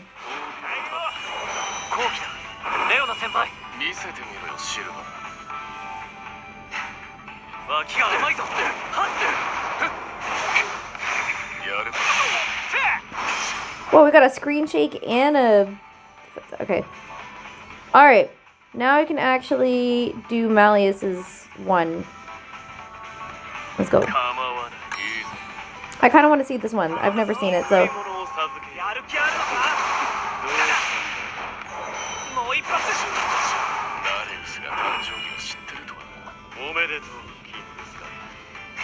Oh, that's kind of nice. Oh, he's wait, why did that last one not hit? What the hell? Alright then. Third duo because we can. All the Leona duos.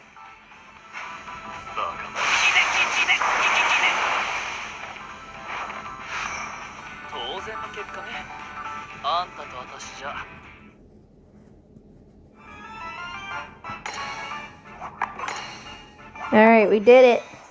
Okay, this is gonna be lessons, right? Yeah, there we go. Alright, lessons.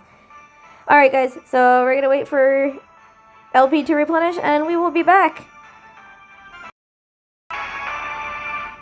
Alright, back at it here. Let's get through Callum's lessons actually. Alright. There is actually funny enough, I'm actually raising if it'll show the pictures, there we go. I'm actually raising the Tsum Callum card from the last event. So that's exciting.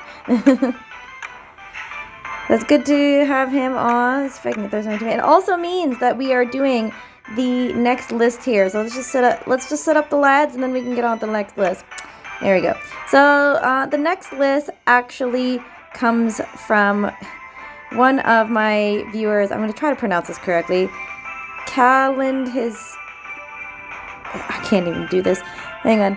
Calland his Eneveratni 8247. I'm sorry if I totally butchered that. I'm trying my best. Anyway, they ask, what top 10 most traumatized Twist boys in your opinion? Interesting. Some of them have been collectively acknowledged to have gone through some pretty insane experiences, but I'm interested in what the fandom thinks of the rest.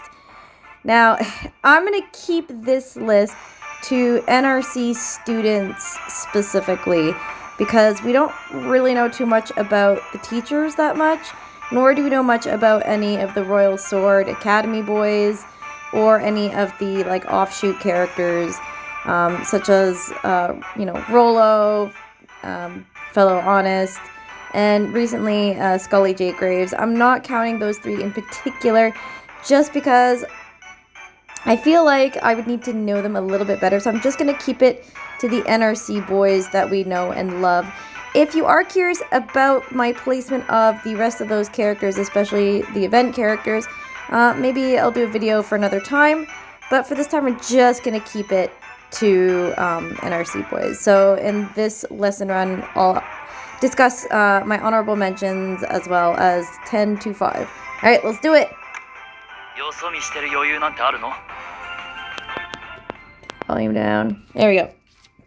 All right, so I wanted to first say that my only honorable mention in this case would be Cater Diamond, and that is just purely from what we've seen, especially if you've seen through any of the vignettes, him talking about, or I guess sort of hiding the fact that deep down, due to the fact that his family's had to move a lot, he's never really been able to establish any roots, leaving him with this sense of unable to connect to people a lot. He has this sort of underlying depression that permeates through his veneer of being an e-boy.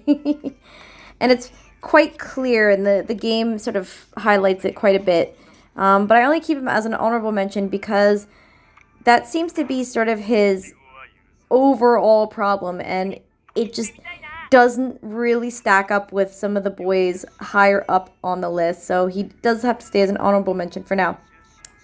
But my number 10 choice is actually going to be Azul Aschengrotto, and the reason why I put Azul here at 10 is because he did go through some pretty intense trauma, in particular him being bullied at school quite a lot. It obviously caused a lot of self-consciousness and a lot of self-confidence issues that's plagued him until this day, where it's sort of affected his attitude and how he interacts with people. And it's clear from chapter 3 that his past still affects him quite a bit, considering what he asked you to do in chapter 3.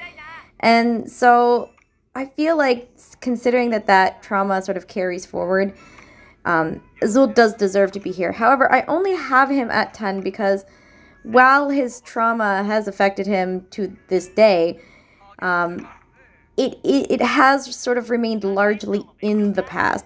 Nowadays, Azul very much so is more so the bully rather than the bullied, and sort of turned what he experienced as a child back onto other people, and now treats other people sort of the way that he was treated almost. So, considering that, though he hasn't come to a positive conclusion from his traumatic experiences, his traumatic experiences have, for the most part, been in the past and have stayed in the past. So he's only number 10. Number 9 is going to be Silver. Now, if you haven't been following Book 7, you don't want to be spoiled, you might want to skip this part. But considering everything that has happened with Silver, oh my god, how has this boy not been traumatized by the events of finding out his true origins? The fact that the people that he knows and loves were the enemies of his direct family, his parents, basically. Yeah, that's some trauma. And we kind of went through it in Book 7 with Silver, of getting him out of that darkness, quite literally. But the reason why Silver is only number 9, despite the level of trauma that he must have gone through to be that, because of Silver's Disney princess, I guess, outlook or personality, we got him out of that darkness, and then he kind of moved on pretty quickly from it. You know, he kind of had his moment. We all sort of teamed up, Sebek especially, to like wake him up out of his funk, and then he just sort of moved forward with it. He kind of accepted that, yeah, this is what it was, but that his dad still loved him and everything was good. So yeah, he just sort of moved on really quickly. So despite the fact that his trauma was certainly significant, oh my god, I feel like if it had lingered, he'd probably be higher up on this list. But Silver being Silver and the type of person that he has moved forward quite quickly and quite positively from his traumatic experience. So he sits here at number 9. Number 8 is going to be Vil Shenheit. And though my boy Vil probably has one of the least concerns out of most, go through his overblot, man, he has been through some shit, okay? Mainly due to his career and lifestyle choices. I'm sure that Vil, more than most, has punished himself repeatedly for his decision to be a famous actor and model. And I'm sure his body has been through the ringer and back. And I'm sure emotionally he goes through it every day, getting through, his jobs, getting through the media, paparazzi, scandals, rumors, you name it. He did mention in book 5 that, he had been harassed before, dealt with jealous fellow actors. I'm sure he goes through a lot of crazy and unhinged fans, like Vil has gone through a lot, all right? And so that's why for Vil, it's more than just the self, the self pressure. There's also all the pressures from outside, and he continues to go through it every day.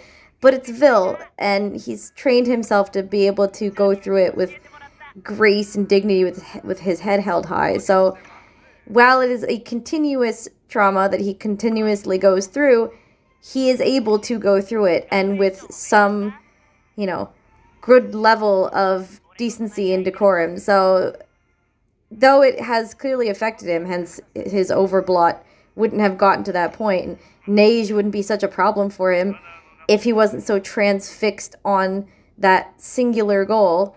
I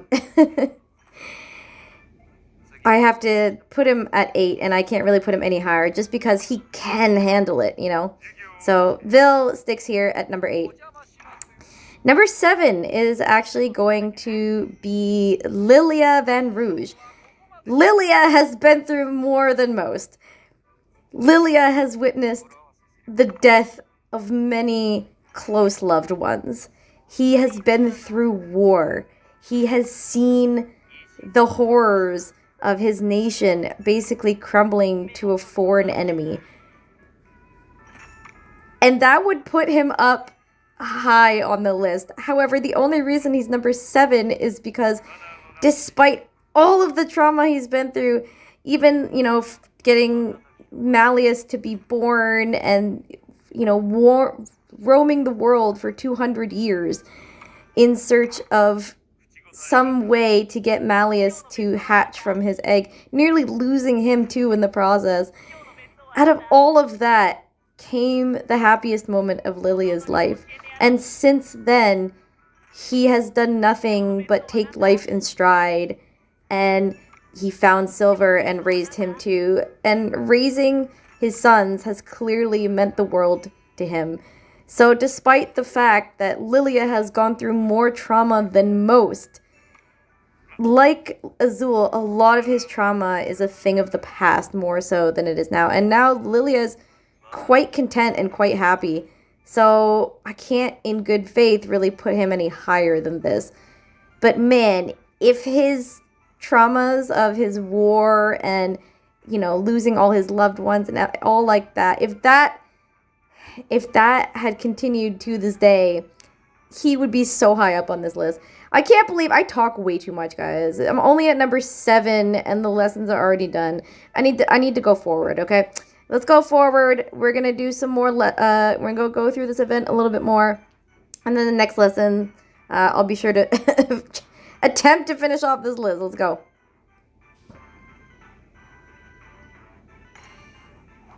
All right.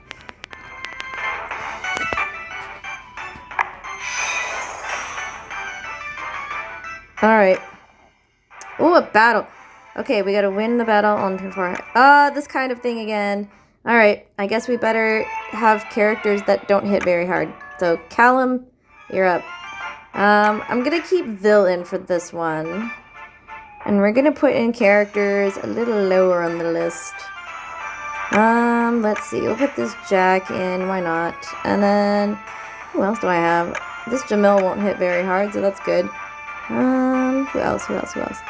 Man, I really do need to. Alright, let's do this ortho. Alright, that should be good. I think we're okay. Let's go.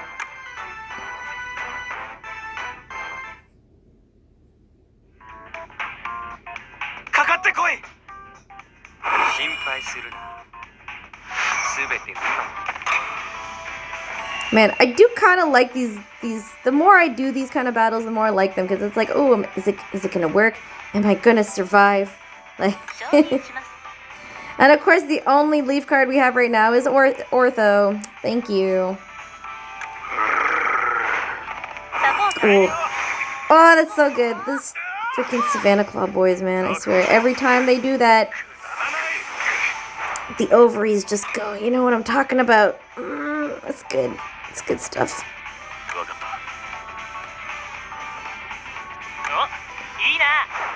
Don't want to give them the satisfaction of winning, you know. Can't win too soon.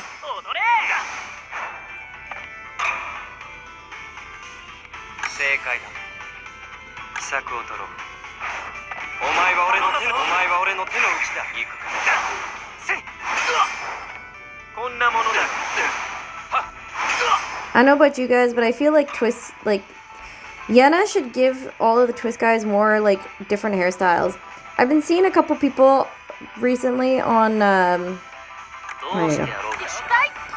been seeing a couple people on social media who've been doing sort of, like, alternate hairstyles for characters, and they are all so damn good.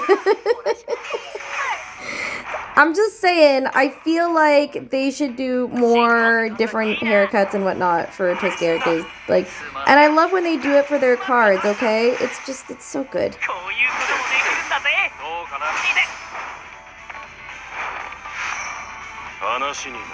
There were so many people who were mad at Keikun for having the cornrows in his, like, new art. There were so many people mad about that, and my feeling on it is just like, whatever. Like, people were trying to, like, sit here talking about how he's too white for it, whatever, and I'm like, it's a freaking character from a Japanese author who probably isn't aware of all of the political correctness, whatever, on the Western side of things. Because I can tell you right now, someone living here, living with the people here, they really don't know. So, I'm always just like, you know what? It's fine. Whatever. Keikun looks fine. I like it. It's fine. Not saying that it's okay just because I like it, but it's just a character with a hairstyle like that. We don't need to get all overly passionate about it, alright? Speaking of passion, my boy Jamil is getting his Tsum. I love it already.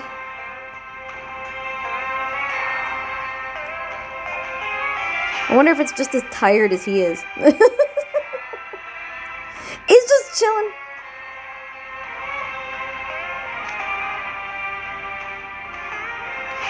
Like, he says it's a nuisance, but as far as I can tell, it's just chilling here. Like, look at him. He's just like, whatever. Yeah, he's just chilling. It's very refined. I agree, it is very refined. Just like Jamil.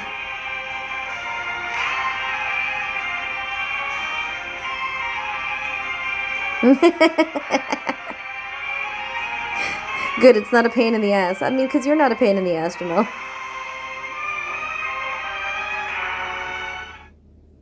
Just hanging out, you know.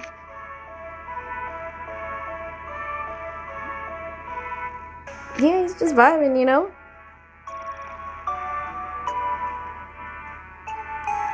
Aww. But. Ah, here he is. Ah! That's immediately just negative reaction.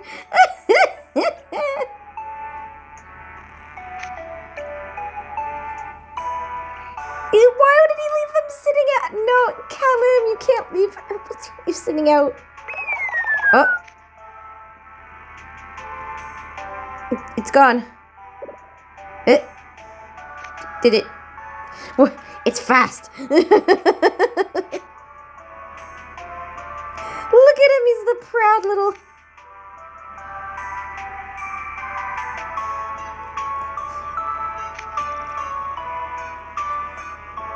He's so cute. I love him so much. Who do I mean on screen? Both. Both of them. They're both so cute. I love them so much.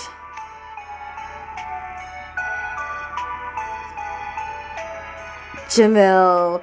Jamil, you're considerate. Please accept some positivity in your life, Jamil. You need it. I'm sure.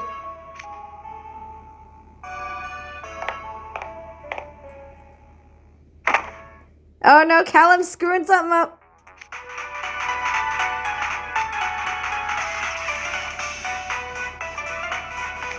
Hit.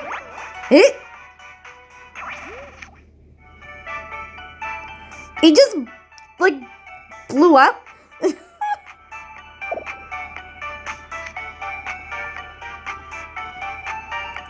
Alright.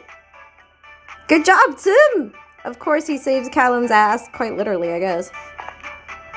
He just... Why? I swear, Callum... He left the tea out. He left the stepladder out. He's a walking hazard to him and those around him. I swear to God, Callum, despite the fact that you've gone through this shit, Callum, you're... Callum. No wonder why Jamil stresses out constantly. No, I just shrank back. What the fuck? Probably. He's like, damn it, I gotta save your ass.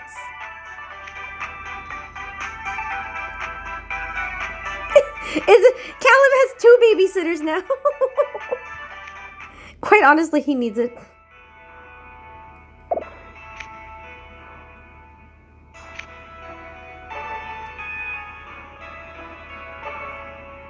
A card game, huh?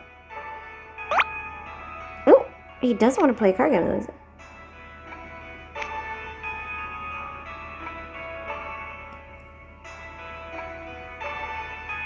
Does he not have cards? Here.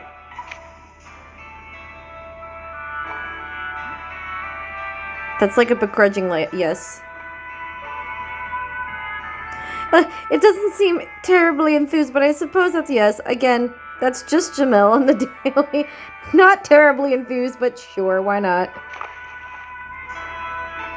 What will they play? You have to pick a game first, Callum.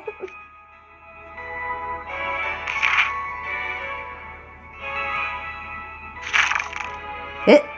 The Tsum just did it super quick. He's just like, let me do this. Again, the Tsum, like, Jamil, just like, let me do this. I don't trust you to not screw this up.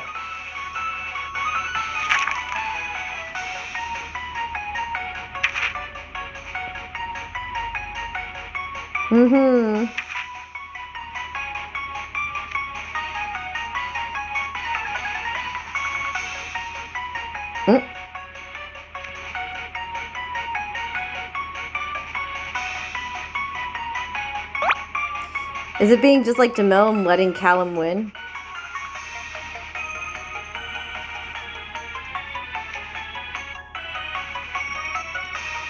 Yeah. Which, again, it's just like Jamil. He throws the game on purpose so that Callum will win. So that he gets the benefit of it.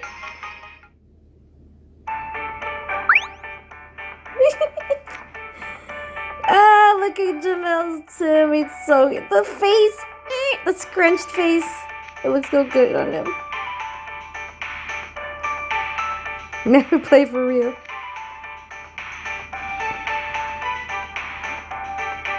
That was the sigh of maybe, but... Oh. Did you just get an idea? Hit?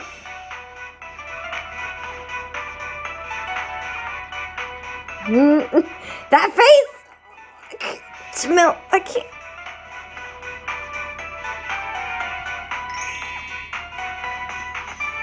Having 2 Jamils is dangerous, okay?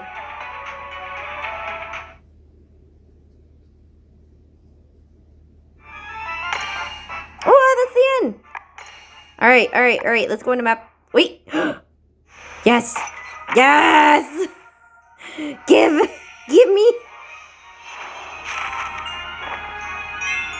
I love Jamil staring at his Tsum here. And you know that Tsum is like side-eyeing him. They're plotting to kill each other, okay? That's what's going on here.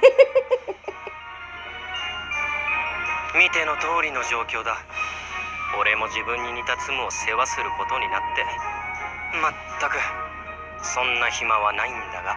Man, Tsum probably doesn't have time for you either. I mean, if it takes after you. Yeah, I'm so excited. I'm so excited. I love the Tsum. Oh, Silver Tsum. Okay, literally, what can they even do with Silver Tsum? It's just gonna be sleeping the whole time. We gotta take history lessons. Can we take history lessons? Yes, I'm using gems. Star shards. I'm using star shards. Mainly because I want to get through that list. I want to get to the next one on my list. Alright. Alright. Star shards done. Let's go. And Jamil is my study partner. Yes. We already know what we're doing. There we go. Where's Zool? What other card do I want to raise? Deuce, because he's almost done being raised. Okay. Alright. Let's get into it. We're getting into the next part of that list of traumatized characters. Let's go!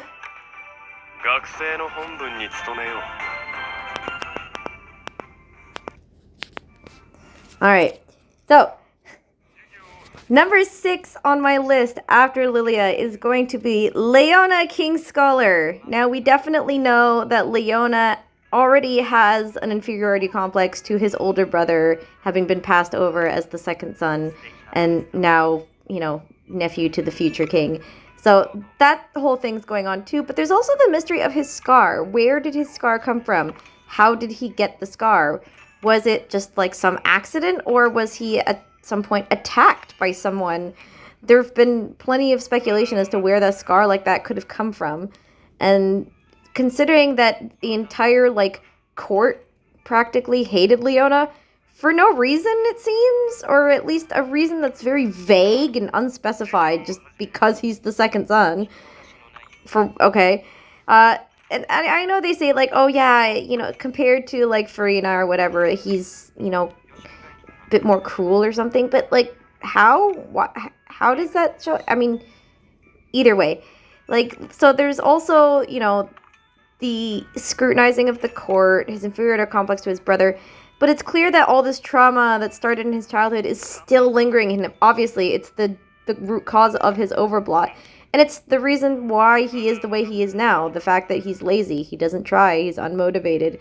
All comes from the fact of, well, why should he? Why should he try? Because no matter what, it's never going to work out for him.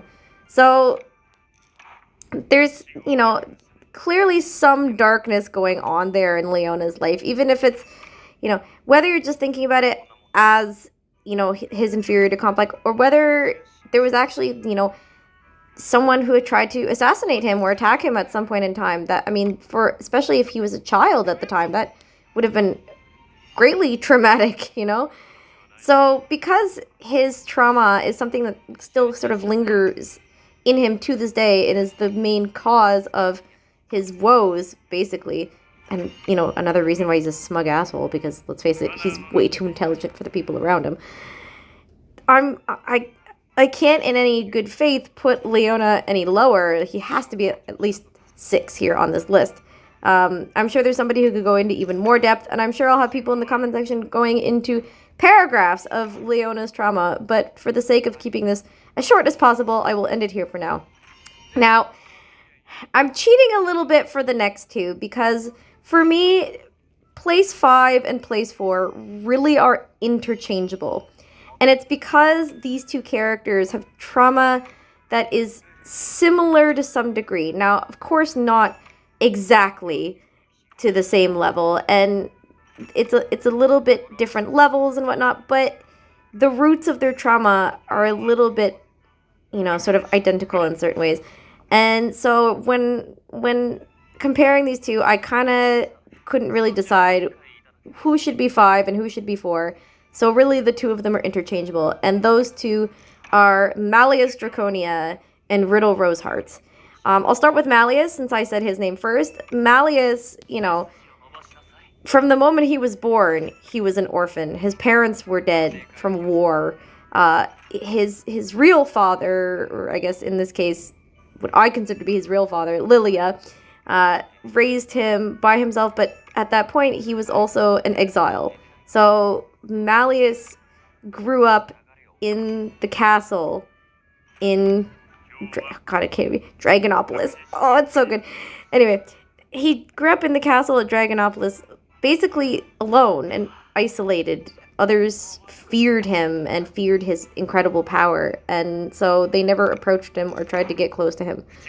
So the isolation that caused, means that he grew up not knowing really how to socialize with people. He'd never had normal childhood experiences.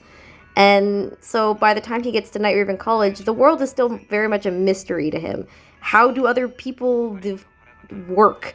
What are emotions? How does he process them? How does he get through it? He's still learning all of that. And so because the world is, new to him, because his neglect and isolation has left him so, unprepared for the outside world, that's... And now, in book 7, potentially losing his father has caused this great overblot that we are still dealing with and will be dealing with even in the JP server for quite a long time. So, listen, when that whole backstory with the black and white and sad violin music comes from Malleus, man, I'm going to be crying, okay? But I also have to mention here Riddle Rosehearts, because a lot of the same things have happened to him, although, again, slightly different. Rather than a lack of parenting due to either being an orphan or his father figure being exiled, Riddle suffers from helicopter parenting, specifically his overbearing mother, who's a complete bitch, I might add. Never even seen her face, and yet she's one of the most hated characters in Twisted Wonderland, purely because of the daily torment and abuse she has inflicted on her son, from forcing him to do nothing but study and memorize books until his hands were basically bloody from studying, to isolating him and downright starving him. She is not feeding him enough for his age. Like, what the hell? No wonder he's so short. But that has caused him to, like Malleus, to be raised isolated and emotionally stunted. And so by the time he gets to NRC, he doesn't really know much about the world. And the things that normal kids would have done, he just never got to do. He never got to enjoy himself as a kid. He never got to eat the snacks that he wanted because his mother forbade it. He never even read a book just for the sake of enjoying reading a book, because any book that he has read has had to be informational. It was for studying. He doesn't know what it means to just have fun, And so whenever he gets to experience it in the game, it's just so heartwarming. And so because of their traumas and similar placement in that way of the isolation and the emotional stuntedness and whatnot, Malleus and Riddle for me are really a toss-up, and it's really hard to pick one over the other. But yeah, let me know what you guys think in the comments, if you would put Riddle sort of above Malleus being more traumatized, or Malleus be more traumatized than Riddle. Where would you place them? Actually, I'm pretty sure you guys are probably just going to place your own individual list down in the comments, which I will love to read and go over. So yeah, please be sure to do so. And I can't believe it, I'm already on the last round for this, so I can't even get into the top 3. But trust me, the top 3 are definitely up there, okay? So yeah, I guess I'll have to go into part 3 of this. But trust me, I feel like if you guys don't already know, you guys will know who the top 3 are. I'm pretty sure. Either way, guys, I'm having a lot of fun with these lists. Keep sending them in, alright? And if I don't get to your list in part 1, it's definitely going to be in part 2 of the Tsum event. So yeah, just keep sending them in. Anyway, let's go. I think we have a battle or something after this, so let's keep going.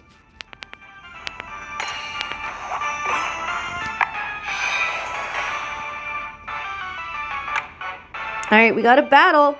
I win the battle and do at least... Okay, this one should be easy. So just get the heavy hitters and smash, I guess.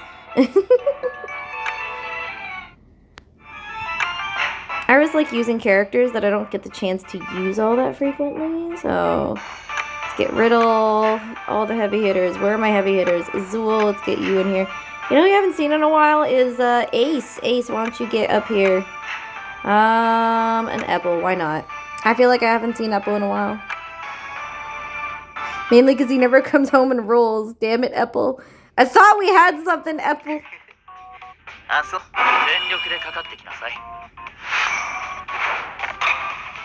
I love it. They just never let them finish speaking, eh? Alright.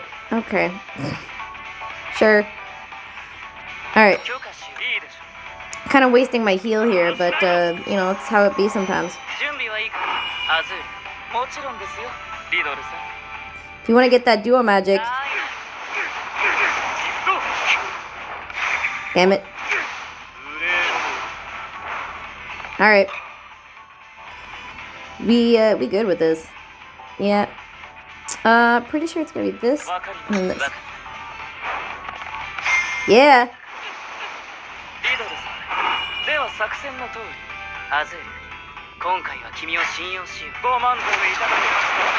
feel like I never want to talk when they're doing their dual magics. I like hearing them, okay?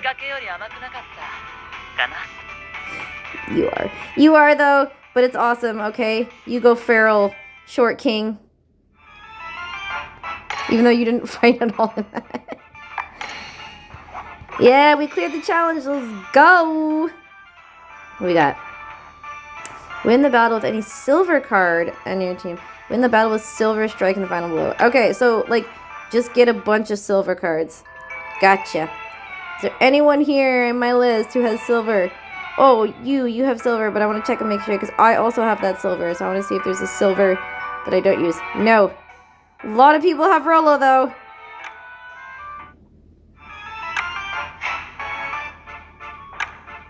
Is there any other silver cards that I have? God, I need to raise my characters. I'm so sorry, guys. I so need to raise my characters more.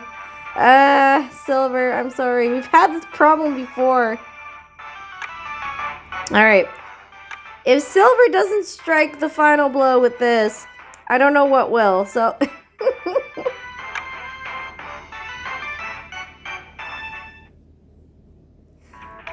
Just use Riddle to whittle them down and have silver come in for the final blow. All silver team with one Riddle. Look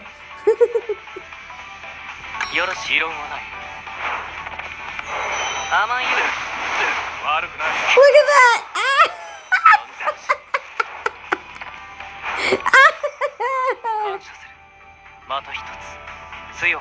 Wonderful. Oh, that was too good. That was too good. All right, we did it. We did it. All right, next one is the next lessons. But you know what, guys? We went through some stuff now, so I will see you guys once my AP replenishes. Until then. And we're back. Let's hit up these lessons with silver and finish off this list. All right, let's see what we got here with silver. I mean, I could raise a new character. I've been so unlucky with a lot of silver's cards for some reason, so I don't have that many. But let's do his Dorm SSR. All right, let's get the usual setup here. No, I don't want that one. There's Malleus's card and Azul, because he won't leave me alone in Gacha. All right, let's get into it. Let's start the. I like that Bill consistently is like, I'm going to be the one talking here. Anyway, let's get in. So, we're finishing off this list. The top 3 most traumatized boys from Twist, in my opinion. Number 3 is actually going to be, unexpectedly maybe for some, but I think for some others, probably not. Kalim al-Asim. And here's why. Kalim, since the day of his birth, sure, has been lavished with privilege and wealth beyond anything that anyone could ever imagine. But of course, that wealth and privilege has come with a heavy toll, mainly being that strangers and familial loved ones alike have been trying to kill him ever since that he was born. As Callum has mentioned on numerous occasions, he has been kidnapped and attempted poisoned, assassinated more times than he can count on his hands, which for anyone would be the most traumatizing experience ever. And normally, like, with Callum's sunny disposition and ever outgoing, cheery nature, you would think that this would put him lower on the list. But I don't know if it's because of that cheery, forgiving personality, or because Callum is just dense as fuck, because he is. Like, I think this sort of life has given Callum this idea of, like, you know, he has mentioned what would happen if they caught an assassin, and Callum had mentioned before that he would make the assassin stay and sort of apologize and ask for forgiveness. And like, to this day, Callum is still completely unaware of his surroundings. He is a walking magnet for trouble and clumsiness of all kinds. So it's not hard to see how it would be able to try to assassinate or, kidnap him. But honestly, just that level, the fact that his own family members, his own relatives have tried to kill him multiple times. I can't even. That's got to be up there, guys. So for me, Callum is number 3. Number 2, and this was a hard decision for me, but number 2, and it's like there's like a vast difference between 2 and 3 here, is Jamil Viper. Jamil has had the most difficult fucking life, and a lot of it, a huge chunk of it, is caused by Callum. Now, of course, it's not all Callum, but Callum's part of it. Jamil has been born into essentially slavery. He's not allowed to leave it. He is forced day in and day out to take care of Callum and Callum's family. And though it seems Callum treats him well, that doesn't necessarily mean that everyone else treats him well. We've seen he's friendly with, the vendors in the Jasmine Silk event. He's quite friendly with those, like, out in the community, but who's to say how he's being treated in the Asim household? The fact that he says that one of his earliest memories is his parents bowing down to Callum's parents, and he has had to spend his whole life being mediocre, forcing himself to be mediocre to Callum. And I know Leona has tried to give Jamil this whole speech about the fact that Jamil just doesn't, see any usefulness in anyone else, and he feels like he has to, like, take everything onto his shoulders because, nobody else could do the job that he does. But, like, Callum has kind of proved again and again that, in certain circumstances, he really can't do it. Like, Jamil has to do it.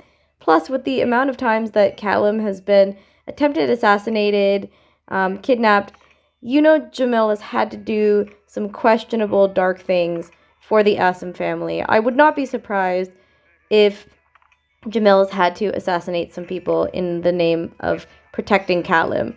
And if it was Yenna Toboso at her finest, it would be going that far, because Toboso does not shy away from the gruesome and the awkward, okay? Like, Jamil, the levels of trauma that Jamil has had to force himself to face and then just be okay with it because that's his job. And if he doesn't do it, then he brings shame on his family. And the fact that the ones that would scold him, sure, he'd get scolded by Callum's parents, but it would be his own family scolding him. His parents have been shown to have punished him before for getting in Callum's way or, questioning Callum to any degree. So, honestly, like, I feel so bad for Jamil, man. Jamil's, like, the one character I'm like, damn, man, you overblood kind of, like, deserved, okay? I don't mean, like, he deserved to overblot. I mean, like, man, that emotional pitch was definitely coming, okay? But with all that said, I still don't think Jamil is the most traumatized character, the number one most traumatized character, in my opinion, in Twisted Wonderland, at least in terms of the NRC boys, is Ruggy Bucci. And where do I even begin? First of all, Ruggy has the dubious notation that he's the only character on this list who has made my friend in real life cry into a sock because I told her what his backstory was and she cried. So that's a start. Ruggy is an orphan. His mother, like, he's told us that his mother, soon after his birth, died. And his father went away for work, supposedly, and never came back. That's a start. He was raised by his grandmother in absolute poverty. He has had to live his whole life scrounging around in the slums with the other children, digging for scraps and everything. And by some string of fortune, managed to get into NRC, where he's surrounded every day by rich princelings and, self-made teenagers like Azul and Vil and other people who, even if they didn't, weren't rich per se, they're still fairly well off and have full families like Ace and Deuce, for example. And then you have Ruggy, this poor, often hungry slum kid whose parents either died or, in his father's case, maybe, deadbeat, ran off. Who knows? We don't know if the father is dead or if he just ran off. But the only one he has in his life is his grandmother, and that's it. It's not even like Malleus, where he has Lilia, and he has Silver, and he has Sebek, and he has... No. It is Ruggy and his grandma, and, that's it. And, yeah, Leona's his friend, but I hardly doubt that Leona just goes on the regular to visit Ruggy's house. The one time that Ruggy showed him a picture of his house, Leona straight up said that it was like a doghouse. So, the thing that gets me with Ruggy is that he's so casual about all of the trauma in his life that he's experienced. And the fact that this shitty life that he's been dealt, he thinks about money all the time. And, he's just...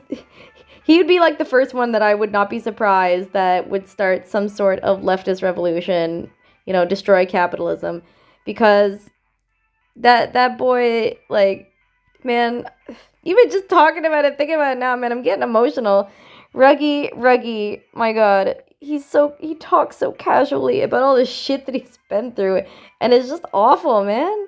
It's just so bad.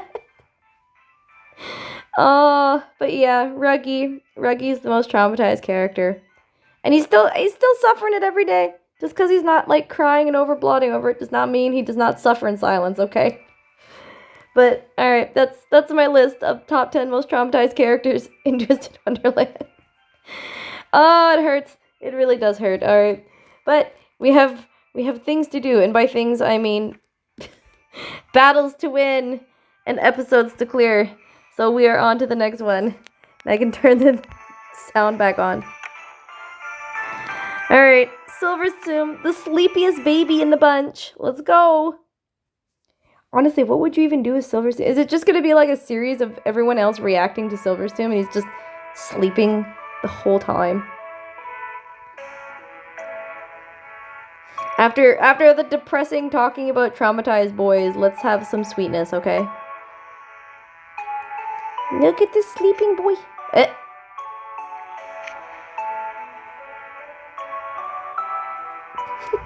He's so wholesome. He's probably sleeping too.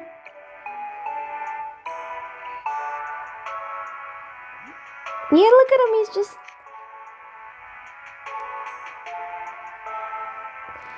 literally, this Tsum has not opened his eyes even once, man. He's just... Are we sure he's sleeping? I hope he's not dead. I love he's oh, let's go ask for advice. Immediately goes to Sebek's room with the fucking portrait of Malleus. Sorry. God damn it, Sebek. That's what I'm asking. Why Sebek? Sebek's Tsum is very different to yours, Silver. Oh my god, Sebek.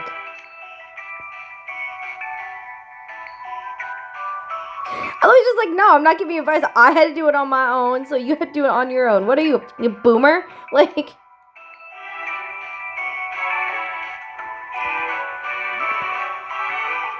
I mean, it's not like the Tsum's doing anything. Don't bug him! No, he's just gonna sleep anyway, Sebek. Like... That always wakes up everyone in insomnia, except Silver. I love how Silver's talking about it like it's some mystical wake-up spell, but really it's just because Sebek is that annoying. He is, though. Of course Silver doesn't wake up. But he is, though. Sebek is the dorm alarm clock. Like, look at him. He's just a little potato. Little bean. I think it's just like you, Silver. I think he's just a sleepy boy, okay? Look at him. He's so cute. I want to carry him so badly. Well, he's just like, man, I kind of got this, like, boring little Timmy as I was sleeping. Actually, that might be a good idea.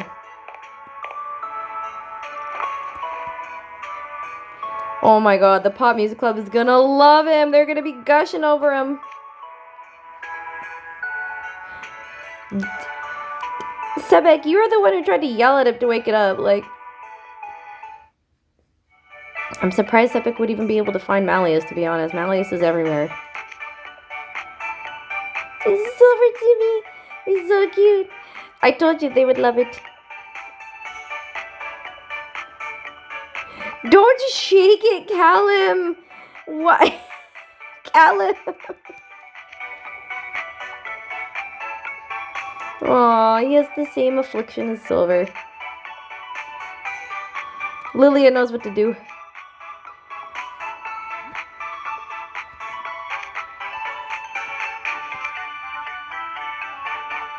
Oh my god, that's... No, please. Lilia, we're all gonna die. Please do not. Oh no, that's even worse. I hope.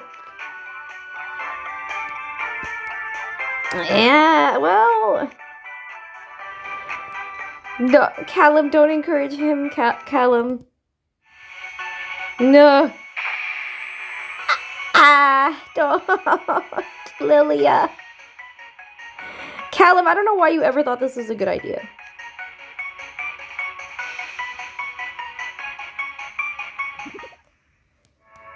And he's still sleeping. How is it that none of the teachers, like, run in at that point when they hear a freaking amp at full boost? Like, nobody runs in to be like, what is going on here? Like, Silver's asleep too. Somehow the bass boosted amp put him to sleep. It's okay, Keikun. We don't ask questions about Silver like this, okay? We just accept that he's a sleepy boy, alright?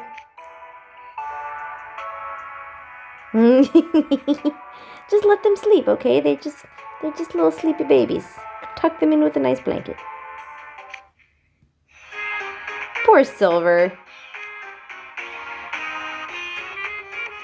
Oh my gosh, he doesn't know.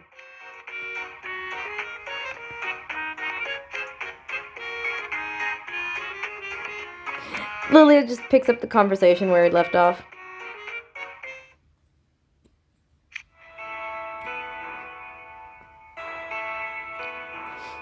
This whole thing is just gonna be, how can we wake up this Tsum that's sleeping just like me? Like... I mean, like, straight up, he can just, like, carry it around everywhere and, like, it'll just never wake up, you know? It's kind of convenient, but also a little bit of a dead weight, you know? Since it can't walk on its own, you have to carry it everywhere. Oh, get one of those, like, little baby packs and put it in the front of you, Silver.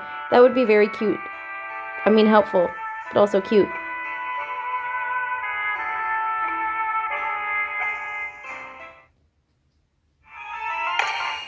Yay, we did it! Oh, yes! Yes! We're here! Finally! Those Tsum. I'm so excited. Let's go. Right in. I'm so ready for this posh diva. I have to win this battle first with at least 19,000 HP remaining. Alright. Alright. So lots of heals. Alright. Does anybody right now have Trey? No? No? No? Okay then. Alright then.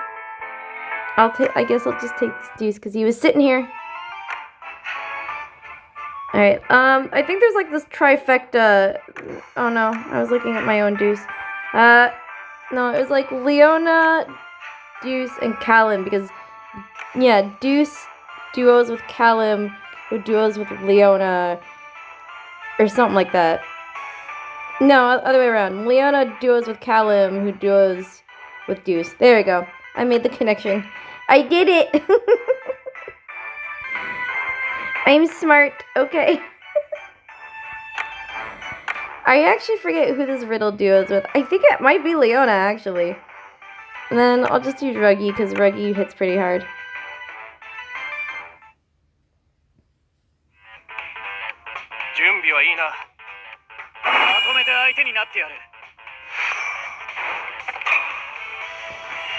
Alright, we got this.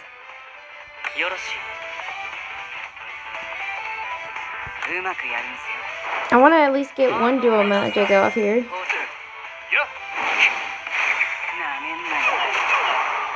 can just win this very easily by making all the right choices. Or you just give me all fire. Thanks. No.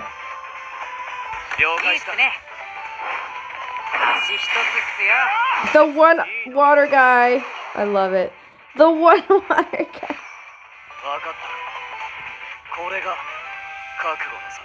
Deuce, you deserve that win so bad, man.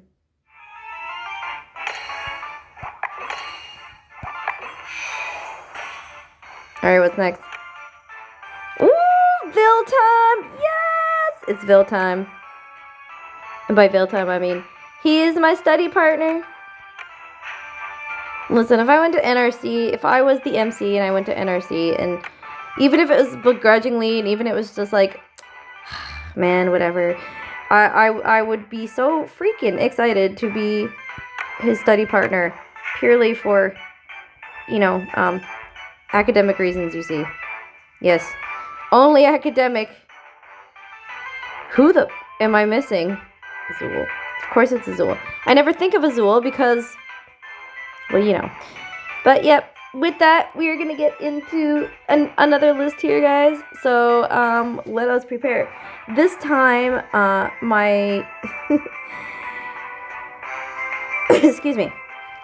My list comes from one of my users who wrote in Tom Frago6678, who's asking about the top 10 most suspicious characters in Twisted Wonderland. That's an interesting one. I like it though. They also asked about the top 10 friendships or dynamics between the boys, but honestly, that I feel like I could go into far greater detail for that one. So for that list, I'm actually going to be making a separate video for that. I hope that is okay, because man, there's so many details to get into with all these different dynamics. It has to be its own video, okay? So I'm hoping for now it'll be okay. Let's just go over the top 10 most suspicious characters. This one actually for me is quite easy because Twist is so full of suspicious characters, which is true. But I feel like there's a handful of characters that really do stick out, especially in my mind. So let's go through them.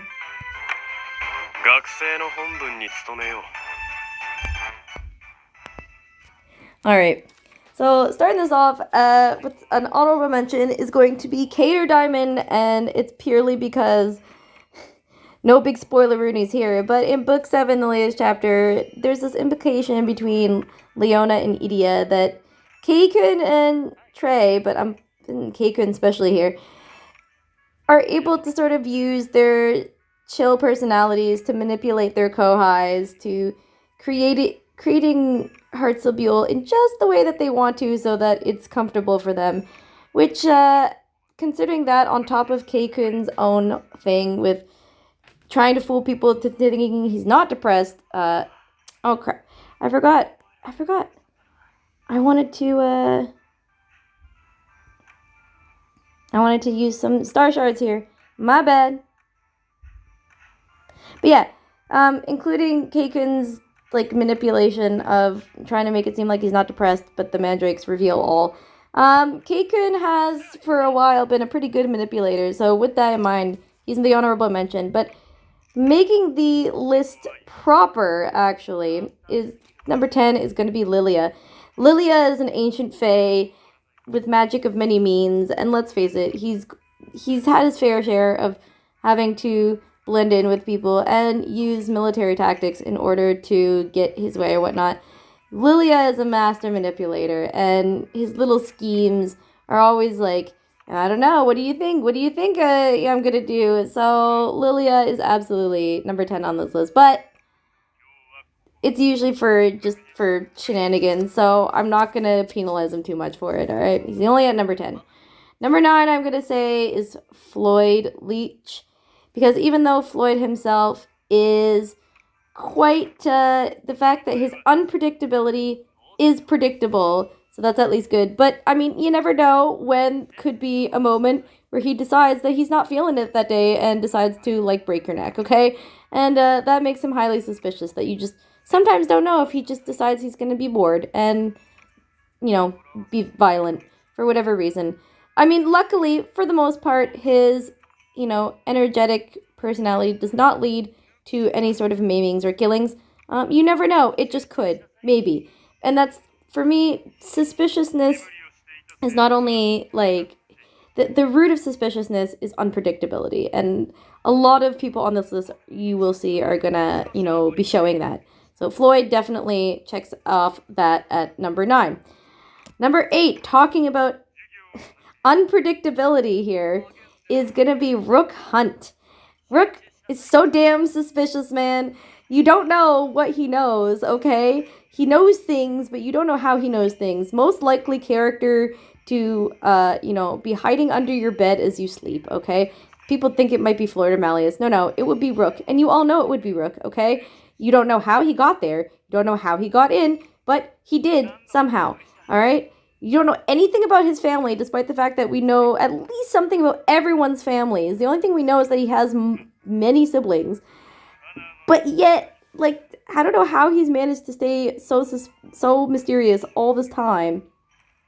The other thing, too, I want to point out is the fact that he knows way too much about people, like, you know, getting Malleus close for his birthday and somehow knowing his exact size, things like that. Like, he creeps everyone out to the point where even all of the predators on campus, who are all, like, top of the food chain, are all terrified of this one Frenchman, okay? Like, he's just so damn suspicious.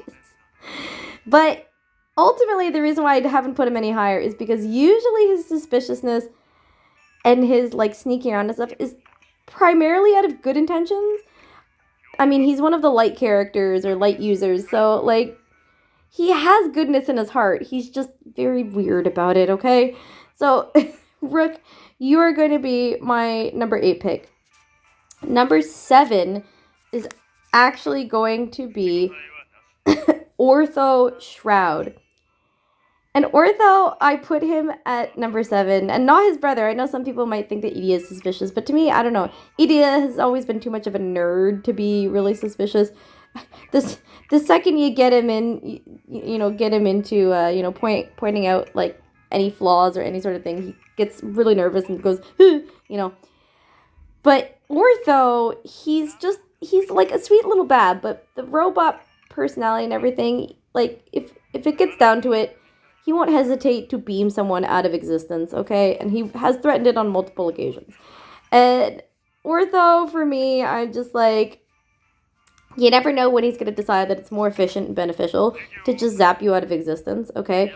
He has shown that despite his robotic nature, too, he's very playful and isn't one to turn down a challenge, okay? So, Ortho, I don't know, man, one day it'll just be the end of NRC because he'll decide that for the benefit of his brother, he's gonna beam the school, okay? I don't trust the Robo Kid. He also, we saw in Playful Land event, absolutely cheats like no one's business, and he is actually no different than any of the other naughty twist boys, okay? So, Ortho, yeah, you are here, number 7, okay? Number 6 is going to be Ruggy Bucci. And the reason I put Ruggy at number 6 as being a suspicious character is because he will not hesitate to scam, trick, and or steal from you if necessary, okay? Ruggy will absolutely, be all nice and friendly to your face while also slipping his hand in your pocket to steal your wallet, okay? He absolutely will take advantage of you if it means that he gets some benefit out of it, or he gets some work done and you suffer for it, okay? He will not hesitate. He's done it before. I mean, he was all for chapter 2, like having a herd of people run into each other and get absolutely, maimed possibly, but hurt using his unique magic just so that Leona could see his ambitions through. And, he could have said no at some point, could have stopped Leona, maybe say, hey, maybe it's going a little bit too far. But no, he went totally with it. And not to mention, he maimed a lot of the other characters in the process in chapter 2. They all went to the hospital for that. Oh, I say hospital, infirmary, but, like, Ruggy, again, has had a really tough life. And I don't blame him for that. But as a result of that tough life, he sees no qualm in doing what needs to be done so that he, at the end of the day, he's got a paycheck or he's got food on the table. And there's nothing more suspicious or, scary when the chips are down and someone's got nothing to lose, because then they're capable of anything, right? So, Ruggy, you're absolutely going to be here in the 6th place. My number 5 pick is going to, once again, starting number 5 here, these are the guys who are truly, like, not bound by morality, okay? Like, they are just top sus, okay? Suspicious as all hell. And number 5 is going to be Jamil Viper. Because he's able to fool, like, put on the absolute two-faced nature that Callum hates. And just not, think twice about it. It comes so easily to him to be two-faced. And he will not hesitate to use or manipulate anyone he needs to in order to get what he needs, okay? Like, Jamil, as much as I love you, man, you are so suspicious. In fact, he's so suspicious, he's even suspicious of his own Tsum, okay? Everyone around him, he cannot help but see as, suspicious or trying to get something, because that's what he's like, He's always trying to manipulate and use people to get what he needs out of it. And that is highly suspicious. Like, his entire overblot scheme was basically fooling the entire dorm into thinking that Callum was actually the one who was, like, evil and harsh and everything, when really it was him the whole time. Like, and I get, Jamil also, like Ruggy, his trauma has formed him into what he is. But then at the same time, like, I don't know, Jamil, I think some of that is just you, But either way, Jamil, absolutely 5th place. He is suspicious. But we'll get into the top 4 with the next bit. For now, though, we have to win this battle in 3 turns or less. All right, so heavy hitters.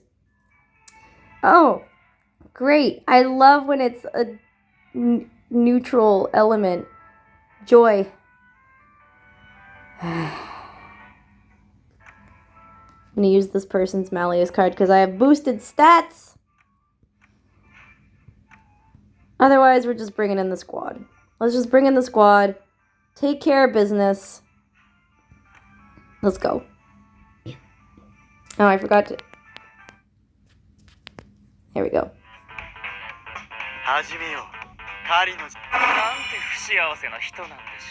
All these attractive and yet suspicious boys. Am I right or am I right? Let's go. I gotta end this quickly. Pretty sure this is gonna do it. And by this, I mean this duo.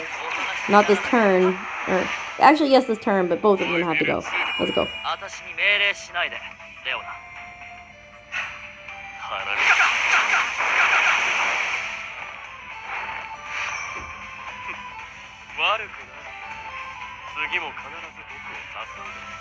kind of wish I had been able to use this Malleus here.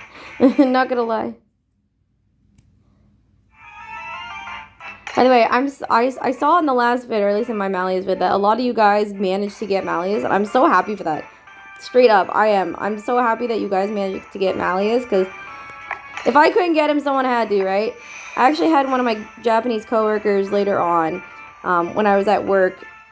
She doesn't know anything about Twist, but I had mentioned that the suspicious Jade plushie that is still sitting in our break room, like, nobody knows where that's from, but I told her about the series and whatnot, and she's aware of it, but she doesn't play it. And I told her about the fact that I had completely bombed on Malleus, and she wanted to try for me, and she managed to get him in one roll, and I was not gonna lie, I spent the rest of my, I spent the rest of my workday kind of in a bit of a trance, and I was like, seriously? What the fuck? I don't understand how other people can get it so quickly. People who, like, don't play the game, they're just like, oh, let's try. And they manage to get it. Meanwhile, I'm, like, sitting here throwing everything I have at them, and they just don't come home. Like, I mean, I'm so happy she got Malleus for me. Like, thank you to my coworker. Shout out to her, okay? But I should just let everyone else pull for me from now on, because clearly the only person I can summon with any sort of consistency is Keikun for some reason. But the next one is some history lessons. But this session has gone long enough, and so I will wait for my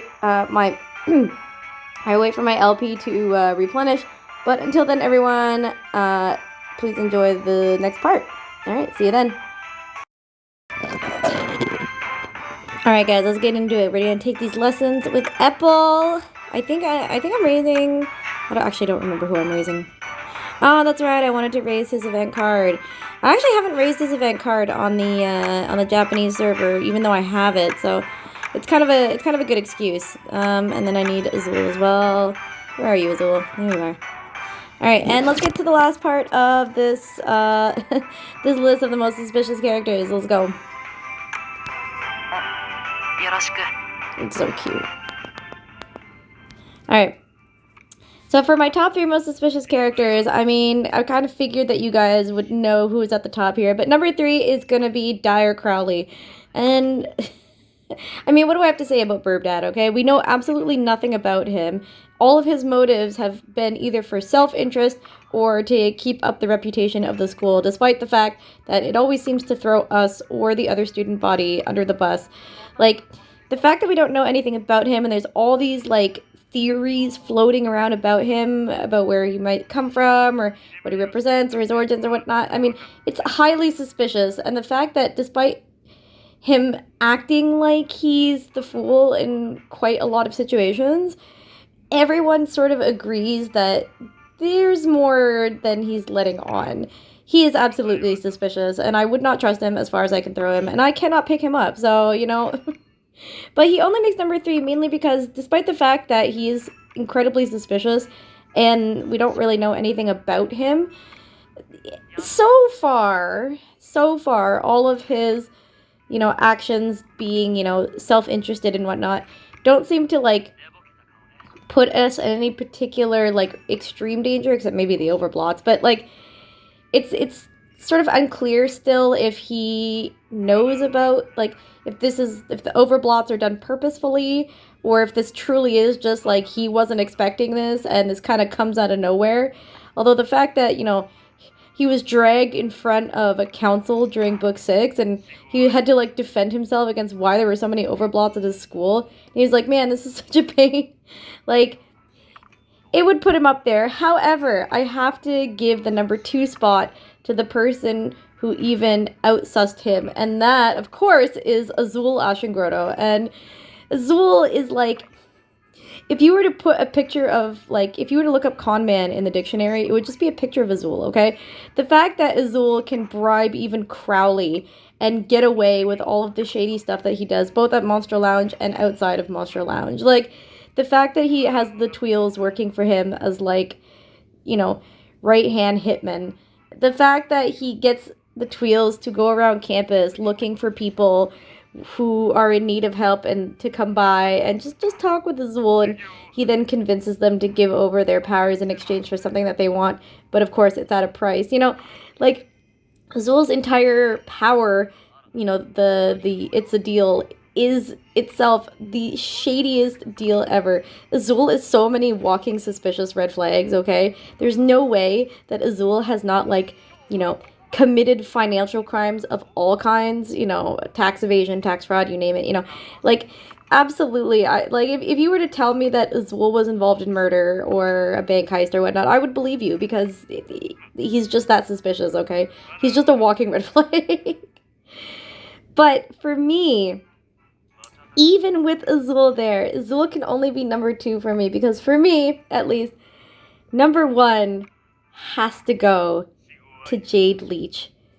There is nobody in this cast, in my opinion, who is more suspicious than Jade. I mean, we know quite a bit about him, but the fact that his unpredictability is tied to a sane mind, or at least assumedly sane, for me, it's just, you know, everyone keeps saying that, you know, or at least for a while, Floyd was the unpredictable one, he's the unhinged one, whatnot. No.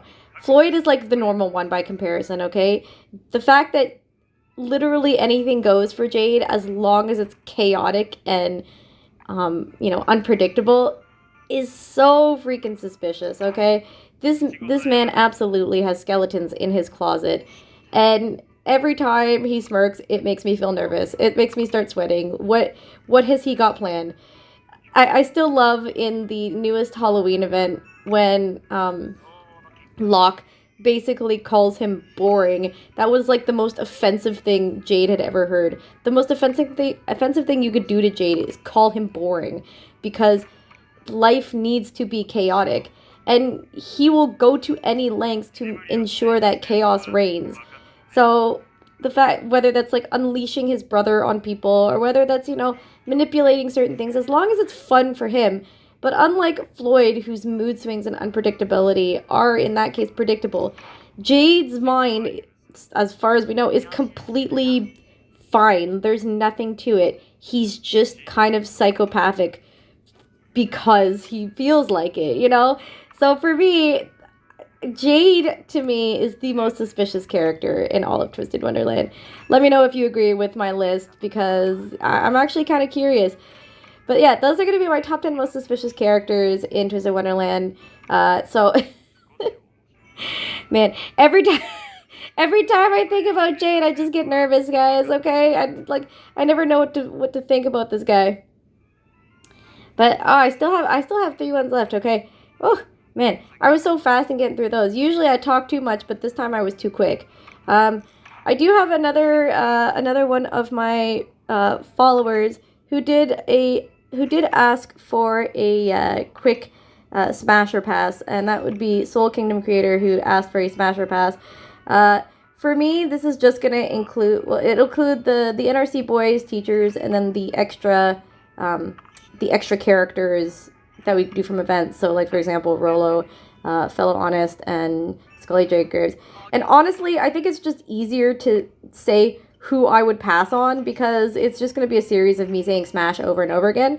So let's just focus on the ones that I would not smash. And I would pass on Azul because he's not my type. Ortho because, of course, he's baby. Idia because he's, again, not my type. Vargas Sensei because no. Just no. Train Sensei because he's grandpa and too old. Crowley because I don't trust that, and his behavior is way too silly for me to even consider being attracted to that. Rolo because he's Catholic guilt. I'm sorry, no matter how many dojins you draw of him, you will not convince me that man is fuckable, because he's not. So sorry. And of course, Gidel / Gino, because like Ortho, he is baby. So yeah, Everyone else, though, on the table. Like, I'm shameless and I know it. So, yep. My smasher pass is just basically everyone except for the people that I just named. Yep, I truly have no morals whatsoever. And for all the people who are going to comment like, oh my god, you would smash all the first years. Yes, yes I would. This is fantasy. I'm allowed to do what I want, okay? But let me know, guys, who are your, I guess, non-smashables in the comments? I'm curious, honestly. Like, everyone's got different tastes, and my tastes range quite a bit, as you can see. And it's really only a handful of characters that I would not smash. So, yeah. And with that, I think that ends our lessons. Yes. All right, so we can continue on now, going forward.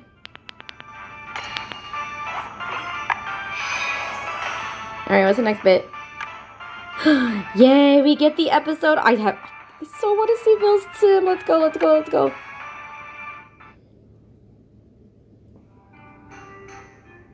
I want it to be as much of a diva as him. Just like this little bitch, but even smaller, okay? The smallest bitch.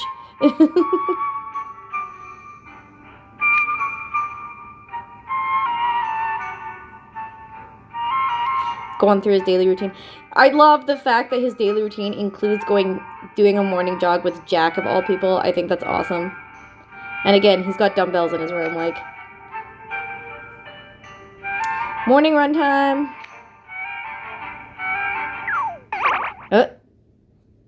As if, Vil, you could tell your own Tsum what to do. He listens to no one, not even you. Come on, Vil.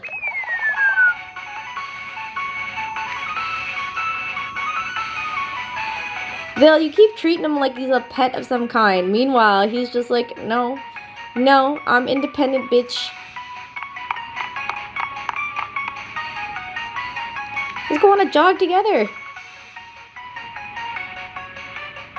How far are the dorms from the school itself? Look at him go. Look at him go.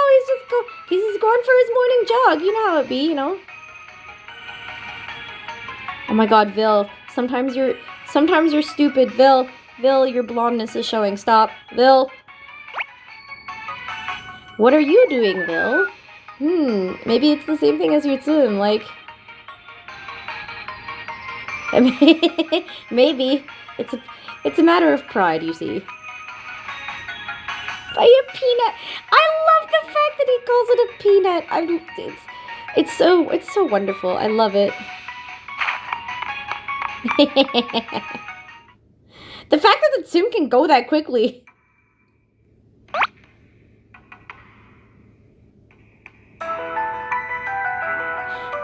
It was probably just your morning jog, you know? Like, you think, Vil, at this point you would put 2 and 2 together, you know, like. He just dismisses it outright because he's like, no, I can't imagine this thing is as intelligent as I am. He's not going to. Oh. Wait, the little guy, he's shaking so violently. Are you good? Is he okay? He's blanking? I love this Tsum so much. It's just as stubborn and, like, bullheaded as Vil. I love it. Look at, he's trying so hard.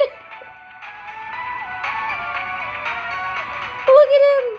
I love him so much. Oh, I want to cuddle him so bad. Vil, just accept it. Just accept that your Tsum is as intelligent as you are. I love it. It's just so, it tries so hard.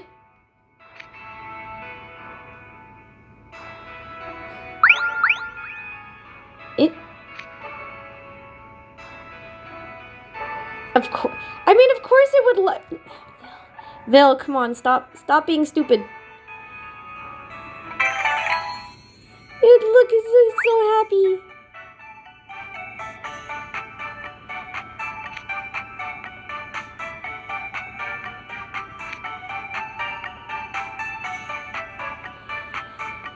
Is he gonna accept it finally? He understands that his Tsum is exactly like him. Yes, of course. What a humble suggestion.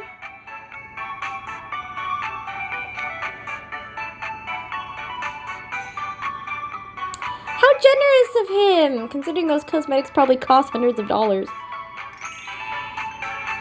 Yay, look at him, he's so excited.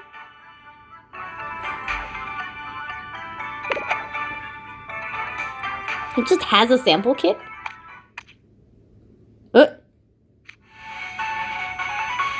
Uh-oh. He's in trouble.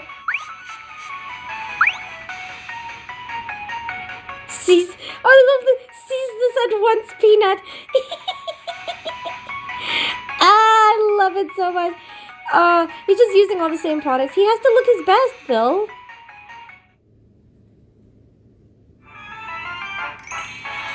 Look at him, how regal. He loves it.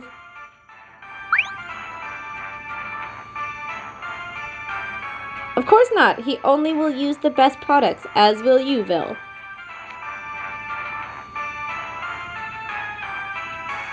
He's a cheeky little peanut. Man, I'd pay anything to have Vil call me a cheeky little peanut.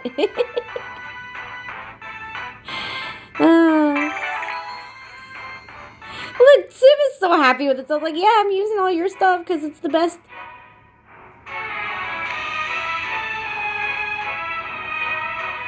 Man, that could... Same couldn't really be said for me. I would be the epitome of Vil's absolute nightmare, okay? I don't take care of myself properly, and especially in terms of skincare department, okay? He would see what I have and just pale and probably keel over. I'm sorry, Vil. All that shit's expensive, man. You have to keep it up all the time. I'm sorry, Vil. I'm a disappointment.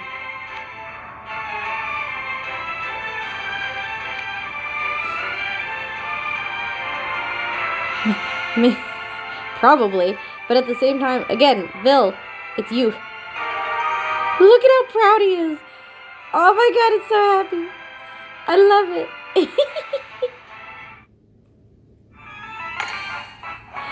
Oh, it was so cute. I love it too much. Oh, okay, we gotta go with Idia's Tsum now. Let's go, let's go, let's go. I love this little Tsum, okay? It is just the cutest. Alright, let's go. I'm using star shards again.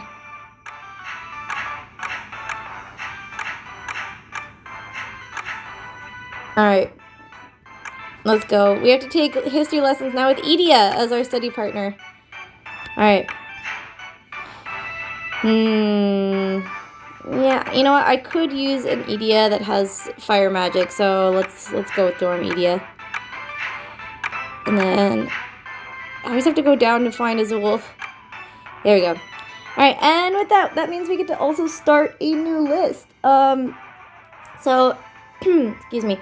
This list also comes from Soul Kingdom Creator, who asks about what genre of movies the Twist cast would watch. I kind of cheated a little bit, and some of them I put in like sort of types of TV shows rather than just movies, because I think there's some who don't really watch movies more so than they watch TV shows, but we'll get into it, and I'm hoping this list will be a little bit shorter than the other ones who've taken so long, because I don't think there needs to be a big explanation. But I did include this time the teachers as well as the event characters. So let's get into it. Idia. Alright, so we're going to be going in order this time. So here we start with Hartzell. I think Riddle would be interested in mystery movies and TV shows, very much like a Sherlock Holmes style type TV show. I think he needs to like scratch his brain with those. Ace and Deuce I put as action movies. I think they both like action movies, but I think Ace is more sort of like superhero action movie, whereas Deuce is more, you know, friendship forever, like let's beat our rivals kind of action movie, personally. K-kun, I put true crime. I think K-kun is the basic white bitch likes true crime, okay? Listen, K-kun, me too, okay? Trey absolutely watches cooking shows. He does. And like not just like, oh, here's how to make this. Like he watches like things like, Great British Bake Off and things like that. Leona, I think, would watch thrillers, and I think he would watch them, one, because of sometimes there's like, a mystery to it, and some just to see people's reaction to the thing and complain about it. Just like, you stupid idiot, why didn't you do this? Ruggy, I think, watches heist movies for obvious reasons. One, the action of it is fun, and two, he gets ideas, okay? Jack just watches sports. Which sports? All sports. Any sports. He watches sports shows. Like, he just watches any game. Azul is, like, the most boring person on the planet, in my opinion. And I think he just watches, like, the business news, okay? He wants to see the stonks go up and down, okay? Jade, I think, watches crime documentaries, specifically, like, old cases, true crime, yes, but I think more so documentaries of cases that have happened before in the past. For science, you see. Floyd, I think, could watch anything. And I think, again, it's because of his mood swings. I think whatever he's in the mood for, maybe he'll want to watch, like, some sappy romance, or sometime he'll want to watch horror, like, it really depends on his mood. So, yeah, Floyd, I think, could watch basically anything. Callum, I think, watches, like, Disney-esque movies, or possibly, like, fantasy stuff, things that he hasn't really seen, or that, I just think Callum likes the cute friendship is forever kind of films, okay? Like, he watches other things, but I think those are his favorites. Jamil, I think, watches sort of like competitive shows and or movies. And when I say competitive, I mean it could be anything from like dance films to like fight films. I think he'd be like, I think he would like martial arts films, So that's what I mean when I say competitive. Like anything that has like a movie with competition or a TV show that's a competition. And also he like will comment on if someone did a bad routine.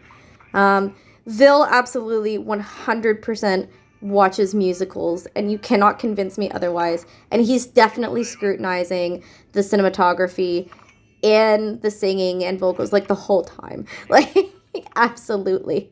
But I think he still enjoys it. Rook, again, because Rook is the one who can find beauty in all things, I think that all genres of film, TV, I think he could be interested in. I think it's whatever, like, if he's sitting and watching something with someone, he'll ask them what they want to watch, and then whatever they put on, he'll be quite happy with it. So, as long as he gets to see a side to the person that he's sitting with at the time, and see what they're interested in, that's what makes him happy. Apple, I put that he likes action movies, specifically car chase movies. I think he would love something like Fast and Furious, because car go vroom vroom, okay? Like, Apple, I think, is very meat-headed in that regard, okay? He'd be that guy who'd be there and, like, the cars, like, spin around and like, almost crash into things, but just barely miss it at the last second. And he's just like, yeah, let's go! He's that guy.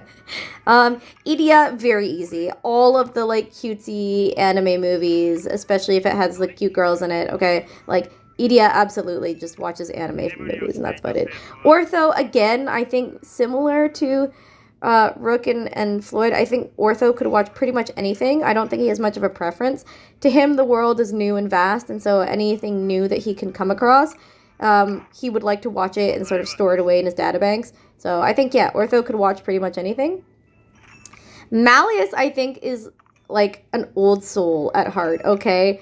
He really, like, he watched like old school romance films, okay? He would love watching that stuff, and he watches it and totally doesn't think of his child of man while he's watching it, okay? Like, he also like would watch it and be like critiquing the whole time, like, I do not understand. Why does he not simply ask for her, opinion on this matter? Why is he being, why is he being vague with his answers and not understanding the subtleties of, like, blooming romance, okay? Lilia, I think, watches cult films. And when I say cult films, all of the weird ones, okay? Like, Little Shop of Horrors and Beetlejuice and all the like weird movies like that. He'd be a fan of like Tim Burton, okay? I think he likes the weird films because it shows like people's quirky sides, and he himself is very quirky. So yeah, I think that's what Lilia likes to watch the most. Of course, he could watch anything if he wanted to, but I think those are his favorite. Silver Silver for me is kind of funny because I did put that Silver would watch anything. Like Rook, he's very happy to sit down and watch whatever the person he's with is watching at the time, but really it's anything because let's face it, Silver is not watching a movie. Within the first 10 minutes of the film like airing, he'd fall asleep, okay? Poor guy. Sebek, I said that he would watch fantasy, specifically high fantasy. I think Sebek would go absolutely mental over fantasy films like Lord of the Rings, possibly period dramas as well. I think he loves that. He goes buck wild for that, okay? Especially anything with swords in it. Getting to the teachers, I think Crowley would watch drama series and he'd be there the whole time as like, you know, the wife and the mom are like arguing and he's just there like tugging at his handkerchief, okay? You can't erase this image from my mind, okay? I love it. Kurel Sensei specifically watches film noir, and if you disagree, you're wrong. He watches all the movies he watches are film noir, okay? Train Sensei, I think, watches old romance films and, you know, reminisces about his wife, and you can be sad about that if you want, but I think that he loves them. It's a good thing for him, okay? It makes him happy. Vargas Sensei, like Jack, watches all of the sports. That's it. He watches sports. Rolo watches Catholic films, specifically any like filming of any like Catholic choirs and whatnot, because he's boring and Catholic. Fellow Honest, aka Ernesto, watches heist films, much like Reggie, to get ideas, you see. Gidel / Gino watches cute Disney films because he's baby, he's a kiddo. And finally, Scully J. Graves, I think, watches horror films, specifically Halloween-themed horror films. And that, everyone, is what I think all of the Twist characters, what I think their favorite movie genres are. And look at that, we were just in time. Almost just in time. Alright, what's the next bit? Ooh, we have a battle. Win the battle on turn 4 or higher. Oh, one of these ones. Alright. So if we have to make it last, let's use this ortho because he's low-key on here, right? We don't want to kill everything too soon. So Azul's already up there, so we'll keep him as like the heavy hitter, kinda. Let's see. I think there's one more I could use. Let's use, yeah, Idia. Let's go. Alright.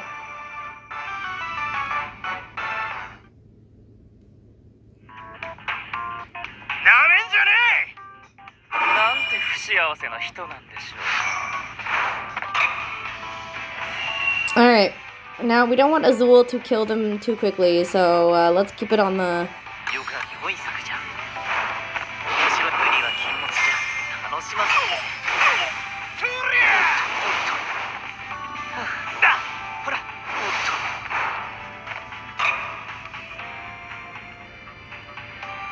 Alright. Let's do Ortho and Floyd.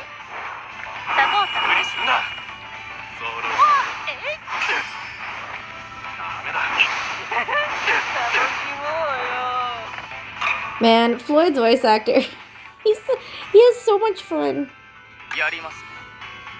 Alright, let's do this.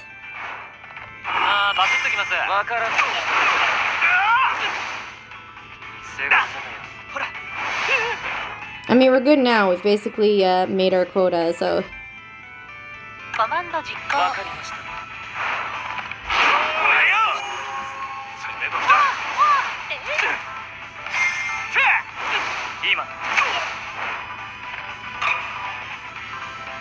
There we go.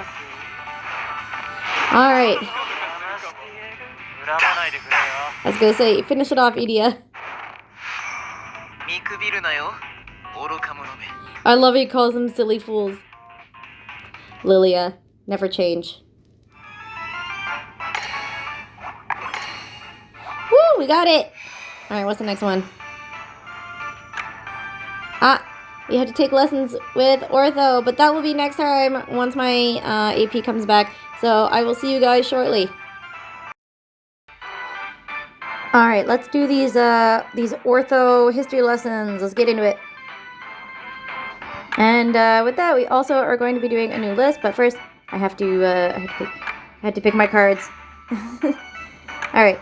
The usual suspects. Where's that Bill card? There it is.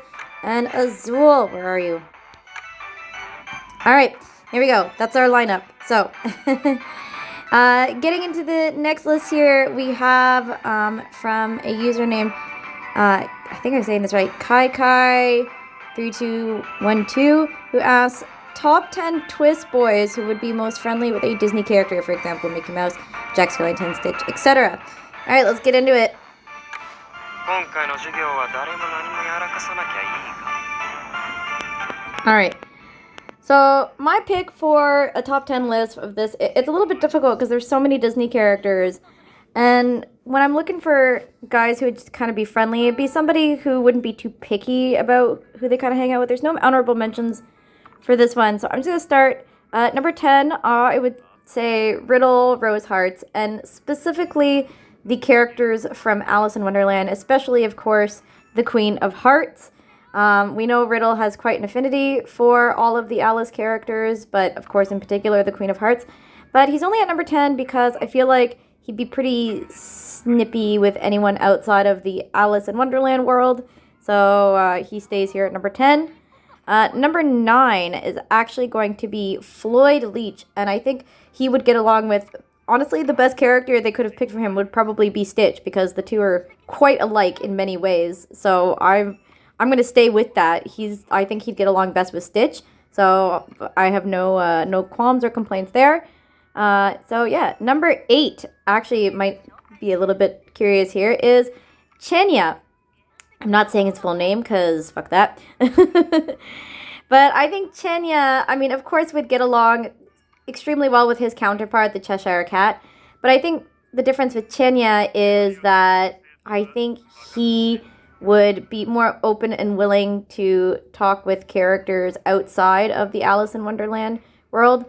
Same thing too with Floyd, but Floyd's moods kind of impact how he, treats other Disney characters. But Chenya is a little bit more low-key and more accepting, I think, so I think he'd be fine here at number 8. Number 7 is, it's funny enough, going to be Scully J. Graves, and I'm kind of cheating here putting him here. But he's got such an obsession over Jack Skellington. How could I not say that he'd be friendly with Jack Skellington? And basically anyone from the Nightmare Before Christmas world, he kind of reveres all of them. Somewhat like Riddle, but to such a degree that it's almost ridiculous. Again, although I can't really put him up any higher just because I don't know how he would really react to characters outside of the Nightmare Before Christmas world. I assume he'd be friendly with them, at least cordial. He seems to be cordial with all of us, but he just holds the Nightmare Before Christmas gang in such a high regard. He's got to stay here at number 7. Number 6 is going to be Ortho Shroud. And I've put Ortho here because, again, somewhat like Scully, I think he's polite and cordial to most people, especially upon meeting them. But I actually think he'd get along best with Pinocchio because of the whole, wanting to be a real boy kind of thing. And I think just their mutual sort of innocence and love of life would have them have a really good friendship with each other. So Ortho, you get to be here at number 6 with Pinocchio. Number 5 is going to be Lilia Van Rouge. And Lilia, I think, would get along with pretty much anyone, but especially with any sort of character who is somewhat misunderstood. Characters like, for example, Stitch, like the Beast from Beauty and the Beast. Any character that's kind of had a moment where they've been sort of down. I think, even especially villain characters like Maleficent. I just think he would get along so well with any sort of misunderstood Disney character, because I think he'd be able to see sort of the truth of who they really are underneath, because Lilia is very good at doing that. But I think, again, it's more of a cordial relationship rather than an outright friendly one. So Lilia stays here at number 5. At number 4, I put Silver. And again, Silver is such the typical Disney princess, knight shining armor, whatever you want to place. He's both. He's both the princess and the knight in shining armor. That he would just get along with everyone from the Disneyverse, even if they hated him, like the villains and whatnot. He would get along with them. And the one I put specifically that he'd get along with was all of the princess characters. And I do mean all of them. Like, he would be all of their knight in shining armor, okay? I feel like they would all love him, and he'd probably, unintentionally steal them away from their respective princes, which, if that would happen, good for them. Someone please draw this. I want all of the princesses to fall in love with Silver. Because I think they would. How could you not, right? So, yes, that would be number 4 with Silver. But with Silver, again, he's very chill, very relaxed. So a lot of the interactions, relationships is somewhat on a polite, cordial level rather than an outright sort of fawning and fangasming over these characters.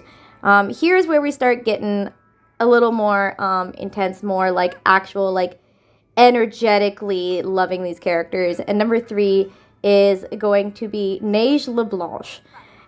I know, I'm cheating again. And Neige, I think, would get along with absolutely everyone because he's such a polite little beanie, okay? He's such a polite little soft boy that he'd get along with everyone. And like what he does with Vil, he has this sort of enthusiasm with everyone around him. So I think, yeah, he'd get along with everyone, but it'd be more than just cordial. I think he'd want to be actual friends with everybody. So there wouldn't, even if they hated him. So it's kind of hard to pick just one character. I mean, I'd probably say most would be the 7 dwarves from Snow White. I think he'd love them dearly. But yeah, everyone he would want to be friends with everyone. Number 2 is Rook Hunt. And Rook, again, in that search for eternal beauty, would see the beauty of every Disney character and would most likely stalk all of them, even if they didn't want him to, and would not ever finish singing their praises and espousing all of their good qualities, even if they themselves couldn't see it. And I think we all deserve that, I think we all deserve getting some positivity from Rook, even when we are most down or don't believe in ourselves. So Rook, absolutely, everybody he would love, because in his own philosophy, everyone is beauté. And finally, number 1 is going to be Kalim al-Asim. Callum is everyone's friend, okay? Callum enthusiastically loves everyone. He sees the good and the positivity in everyone and energetically and cheerily espouses all of their good qualities and comments on how amazing and awesome they are. It's very difficult to not like Callum. I mean, Jamil, of all people, can attest to that the most. So I think, again, somewhat cheating here, like with Neige and Rook, and I think Callum would just adore every Disney character, and he would not stop talking about all of their most positive qualities. So yeah, Callum is going to be my number 1 in that regard. And if I had to pick someone he'd get along with most, probably I would say the Sultan, but honestly, probably Aladdin. I think he and Aladdin would be best buddies. I think they'd have a lot of fun around town together. So yeah, that's going to be my list for my top 10 Twist boys who would be the most friendly with a Disney character. And I hope that satisfies you to some extent, because honestly, this list was kind of tough to make for me. I had to write down some baselines and sort of erase certain people and move different people around. So yeah, I'm looking forward to all of your lists in the future. I have a couple lists that I've sort of taken and put aside because I want to do full videos of them, because I think there's enough there to make a full video of. But other than that, most of my lists have actually been completed now. So with that said, guys, if there's no more lists, I'll just keep going through the event, but I would love to hear more from you guys. If you have any more lists, please don't be shy to put them down. Let me know too. Also, I can do negative lists too if there's things you want to see me change or characters I don't like or anything, any sort of list, or if you want me to talk about other series that I'm into, because I'm into quite a few series, not just Twist. Twist is my biggest TED Talk, but I have quite a few others I could get into as well. But yeah, guys, just let me know. But for now, we're going to continue with this walkthrough. What's next on the list? Okay, we got to win a battle and do at least 37. Okay, so bring in big hitters. You guys know what it's all about, alright? Oh, actually, they actually have the Idia Tsum that has the proper combination that we need. What are the odds? We actually get what we need. Oh my god. There we go. Let's go. This works.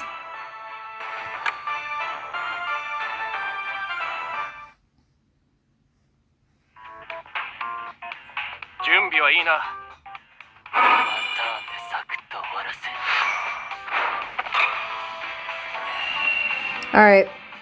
First out of the gate. And of course, we don't have Leona's card. Thank you. Thank you.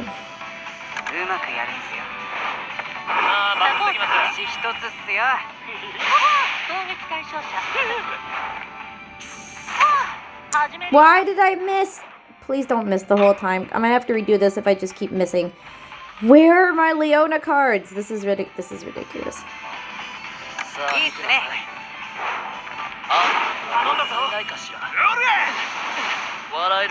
There we go. Doing some damage now.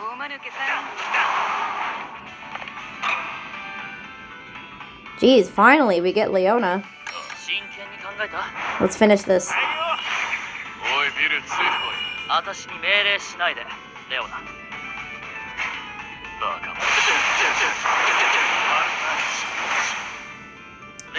Vil, you know what to do. Crush the last bit of HP out of them. They didn't stand a chance.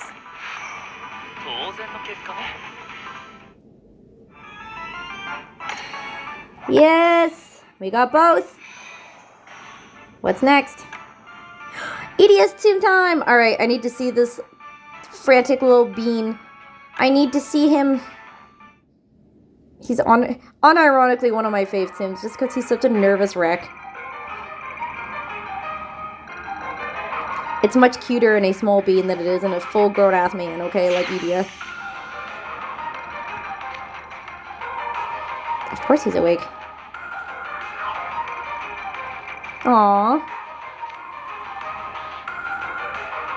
I love it. Or I was like, I want to meet your Tsum, Nissan. Like, over where? He's in a cardboard box? Like a stray cat? What the hell? He's like a stray cat, straight up. Just like a feral stray cat. He's hiding in a cardboard box, but, like, don't peek inside too quickly, otherwise you'll startle it, okay? Like, he's straight up like a stray animal. It's just hanging out in there, I guess.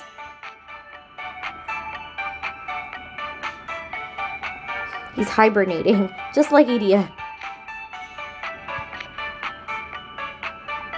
No clue when it swiped it.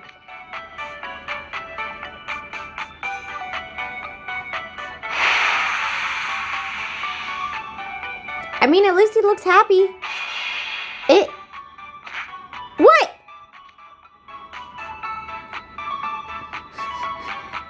He's probably just gaming in there, right?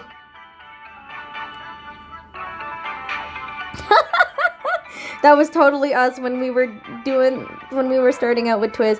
Remember, at the very beginning, you get like a guaranteed SSR to start out with, and everyone would just keep resetting their rerolls until they got the SSR that they wanted. Aw, poor thing. It's probably got more than that. I love it's just like this little neat stray cat that you found on the side of the road.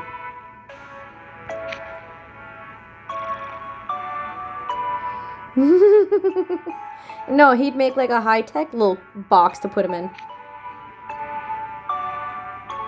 He made it overnight. Oh my god, he's so rude to his own... Damn, I don't want to look at that thing, okay? Disgusting.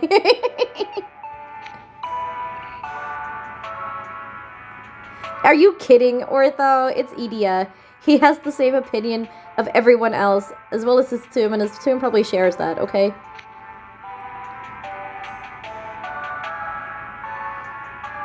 Yeah, no, it's tough enough for you to talk to normal people, Idia. I figure it'd be harder for you to talk to someone who's just like you.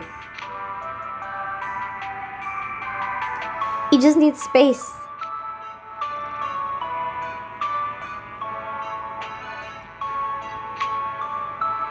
Like, they don't even do anything.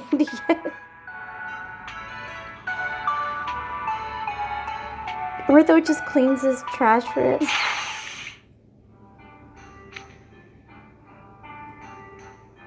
Hey, he's gonna idle out. Let's go.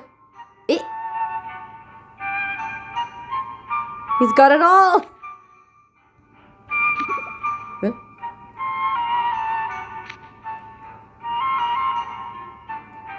Oh my god. Yeah. Oh my god, he's got the whole thing. He's got his whole gear with him. The t-shirt, the light, the towel, everything. He's set.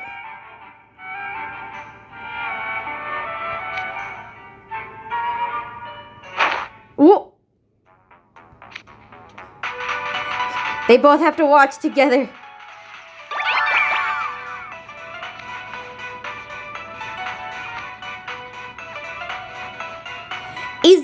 He's bopping along to it, isn't he?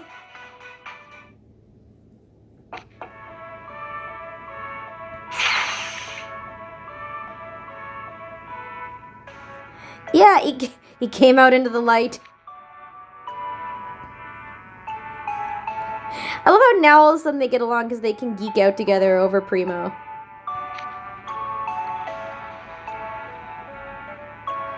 I'm surprised they didn't do it sooner. I'm surprised they haven't been gaming together this entire time. It does not. It does not. It will not want to go. He's trying to get rid of his own Tsum. Look at it. New panics.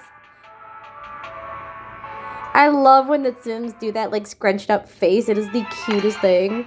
I love it so much. Alright, we cleared map 8. Let's go on to map 9.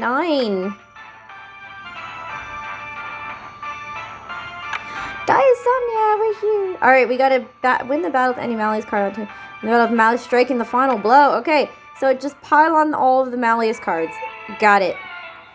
Alright, I'm gonna take you because you got Malleus. And who else? How else can we get Malleus in here?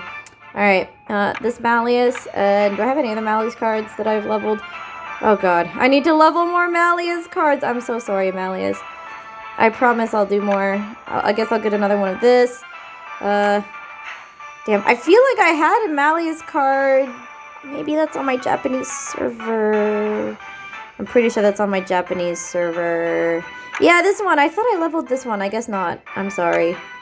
And then, you know what? Let's have Silver out here just because we rep the Diasomnia, okay? I thought I had leveled the Halloween Malleus SR, but I guess that was on... Yeah, that must have been on my Japanese server. Anyway, let's get started.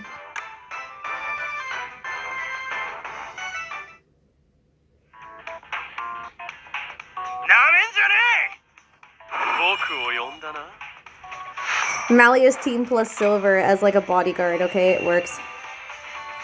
Alright, Silver, you get the first blow, and then Malleus will take care of the rest.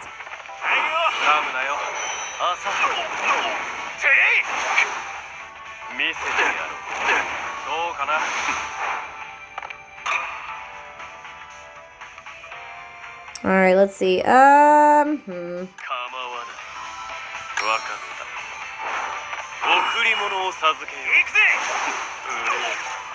Get those crits in. There we go. Oh, all the Malleus is on the team, but Silver's the one that gets the end chat there, you know. Alright, what we got? History lessons. Okay, but you know what, guys? We're definitely going to be using star shards because we do. I don't have any more lists though. Sad face. So I think what I'm going to do in this case then, I'm just going to throw out some like unpopular opinions that I have. And about both Twist and other series, okay? So we got 10 star shards and we are raising some Malleus cards.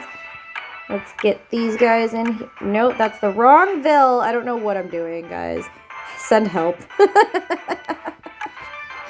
Send help.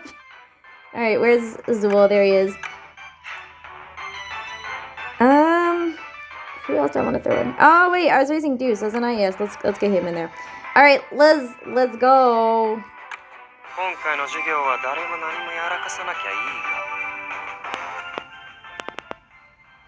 Alright, so starting off with some unpopular opinions for Twist, I guess.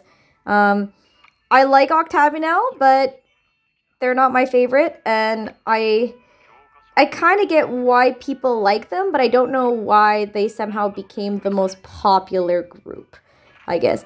They are mysterious, and I really like them, but man, there's just so many more wholesome interactions between different groups, and there's so many more good, like, squad dynamics between some of the other groups that, I don't know, like, Diasomnia's so underrated in that regard, and, I mean, it's almost Heartslabule, to be honest, and don't even get me started on Pomfiore, okay? Don't even get me started on Pomfiore.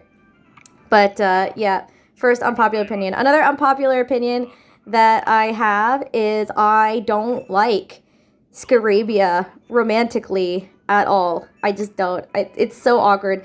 I had somebody who I met in real life who tried to, like, tell me or, like, sort of rationalize how maybe Scarabia could work as, like, a couple down the line if they, like, talked it out and whatever. And honestly, I just feel like there's way too much there. Even if in the future Callum did release Jamel and he wasn't a servant anymore and he could just be, like, a normal dude, there's way too much past baggage there for them to ever consider anything romantic, in particular from Jamil's perspective. Even if Callum did have a thing for Jamil, there's no way I think that Jamil could ever reconcile with the rest of his life with the Asim family as a whole, Callum included. Like, I can't see it. I just can't, okay? Another unpopular opinion I have there. Another unpopular opinion I have, again, you guys can comment. I think both Rook and Vil are pan. So if you disagree with me in that regard, that's fine. You're free to disagree, but that's my opinion, all right? Another unpopular opinion. Oh, this is not really an unpopular opinion, but it's just a dynamic that I have as, like, a headcanon that I think would be super cute. I think if Riddle ever, like, fell in love with anybody, or, like, for example, if you're, like, a Riddle MC shipper or whatnot, I feel like the entirety of Heartslabule would be his biggest supporters, in particular Keikun, because Keikun wants to get all the picks and whatnot, and of course Trey. But I feel like the entirety of Heartslabule would be behind him, if nothing else, just because they're all like, man, dorm leader is so strict. Maybe if he had, like, a love interest, he'd, like, chill the fuck out, okay? They all want him to get laid so that he can chill the fuck out. I feel that. All right. I don't know. I have so many random opinions. It's hard to organize them all, to be honest. Another, I guess, unpopular opinion I have is I do like Idia, but I don't get the people that want to bang him. Like, I don't know. I get it. He's just not my type. And there's definitely some characters that I have that I think are super hot that I would totally bang, that I know a lot of people probably be like, really? Disgusting. But I don't get the appeal of wanting to bang Idia. I get, like, hang out with him. Like, I had to hang out with him. I could see people who are somewhat attracted to him. Maybe you want to kiss him and whatnot. I just can't see the appeal of wanting to bang him. And there's so many dojins out there. There's so many dojins of, like, MC x Idia. And I'm like, I don't get it. I don't get the sexual appeal. Romantic, yes. Platonic, yes. Friendship, yes. I get all that, but sexual appeal, I cannot in any way fathom how Idia Shroud of all people is sexy. Yeah. One thing that I saw recently that I'm kind of sad is not a reality because I think it would have been so cool. But you know, is like someone was like, well, what if, you know, back in book 7, of course they were like Melianor and the Dawn Knight and Bauer and Lilia and Princess Leia, like they all are kind of forced to be enemies. But it would be so cool if they could all just like be friends and hang out with each other and have like actual decent political like not like a, I guess not necessarily like a peace treaty, but yeah, if they're just like political allies. I think that would have been so cool. Can you imagine all the shenanigans? And then like Malleus and Silver would have had their parents there. And can you imagine if like they grew up like as kids together? Oh, it'd be so cute. I kind of want it. I kind of want it. Oh. Just because Lilia's background is so sad and it makes me cry, okay? I kind of want it. I also saw one other fan theory that I thought was absolutely amazing, and I love it. Kind of, is there was somebody who was talking about you know, like Vil's dad is is a bit of a silver fox there, but like Deuce's mom kind of needs someone. Okay, it'd be kind of cool. And listen, if you're one of those people like me, I want to be with Deuce's mom. Go for it. You know, I won't stop you. But hear me out. What if Deuce's mom and Vil's dad? What if? I'm just saying. I think that would be awesome. I think that would be so cool if someone extravagant and, you know, as well collected, composed, and cool as Vil's dad got together with Deuce's mom, who's just this absolute spitfire little firecracker that she is. And then, like, Vil and Deuce would be siblings. I kind of love this idea. And whoever, like, put that out there, you are correct. You deserve all of the points, okay?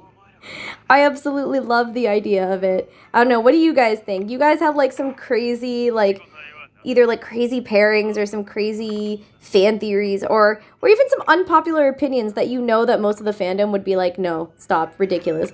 I'm kind of curious. I want to know. Put it all in the comments. I want to know all of your fun little like unpopular opinions. Okay, I have plenty of other unpopular opinions, but right now my brain is mush. Okay, I've been going at this for quite a while. All right, so I have nothing left in the tank right now after this, but I'm curious to hear about all of your unpopular opinions. As far as other series that I like, listen, I've been a huge fan for the longest time, ironically, of Bleach. I love Bleach. I have such a storied history of Bleach. It's such a love-hate for me. My emotions on it are so conflicted. Like, I don't even know where to begin. But yeah, if you're also a fan of Bleach, let me know, because I'd be more than happy to answer some questions about Bleach, man. I've so much to say on Bleach. Another series that I've always been a big fan of is Fullmetal Alchemist. But my biggest unpopular opinion, hottest take here, is I actually prefer the FMA 03 series to Brotherhood. I do. And it's not just because I saw it first. Of course, that would probably color my perspective a little, but when I watch both of them sort of back to back, I still like the 03 version better, guys. I don't know. There's just some things about the original manga and Brotherhood that I don't like as much as the 03 version. But yeah, I'll be happy to talk about that too if you guys ever want to put anything about that in the comments. But yeah, just go to that original post and put it all there, and I'll be more than happy to answer any sort of questions, top 10 lists, things about other series that I watch. Yeah, I'm looking forward to it. Let's keep going with this, though.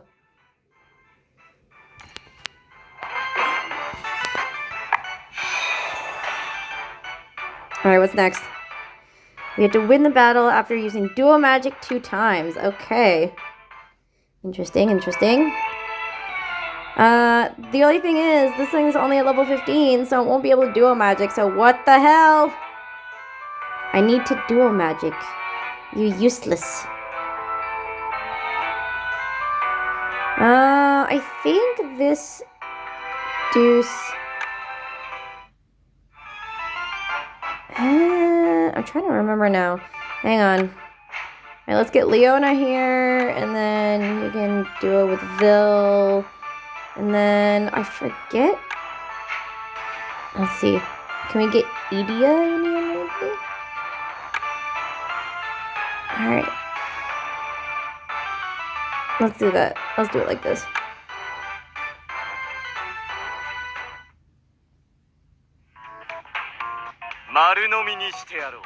Is this the best? Absolutely not, but at this point, who cares? Alright. And of course, don't give me the cards that I need.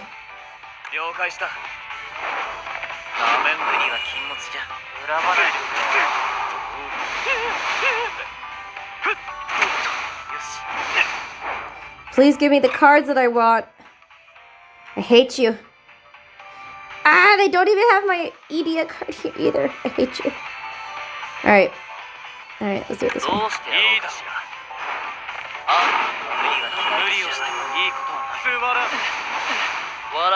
Trying to get this done in one shot to get the Vil and Leona, like, double duo, okay? Ugh, I really hope I didn't do too much damage on that one.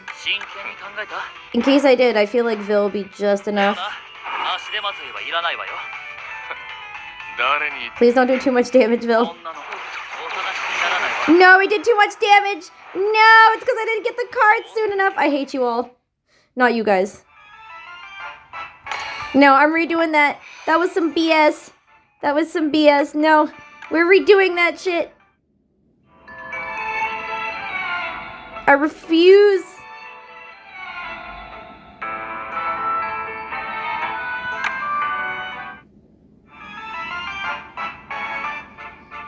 Try that again. Give me the cards I need.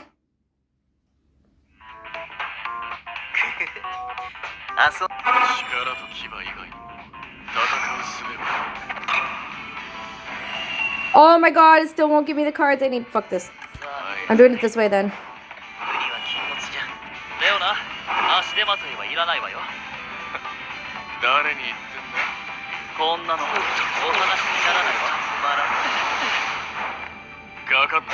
I guess now it'll just be if Leona's duo card pops off first or Silver's duo card.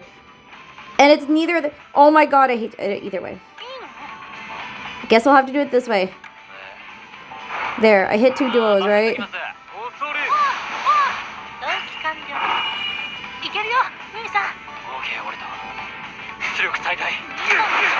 There we go.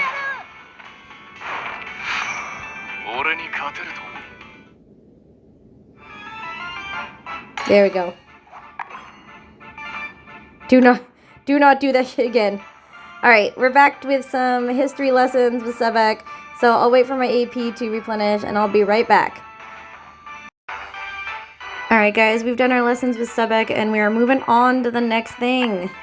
Since there's no more lists yet to go through, we're just going to be like doing it like this until we get to the second half or until we get more lists. Ooh, Malleus.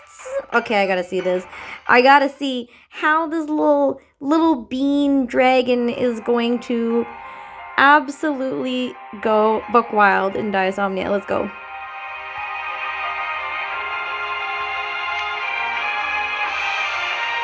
Oh no, he missed the meeting. He's just hearing about it now.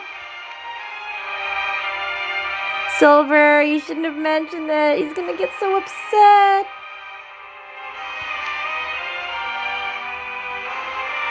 Oh no, why'd you mention the stack? Look at him, he's so offended.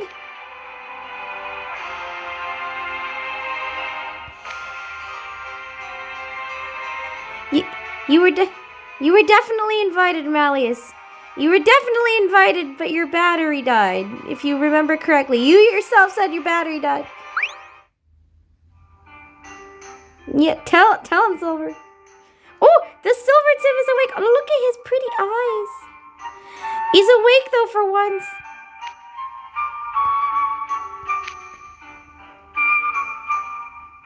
He definitely did, but his phone died.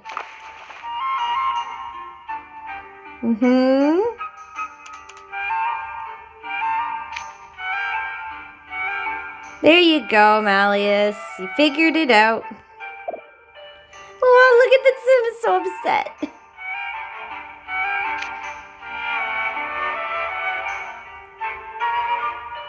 Oh, poor guy. He's just like, these darned phones. I knew technology was not a good thing. Oh, he's shaking about. Angry! Angriest bean! Oh, I can summon lightning too!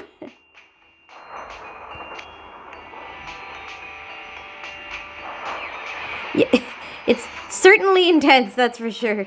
Even Malleus is kind of shocked.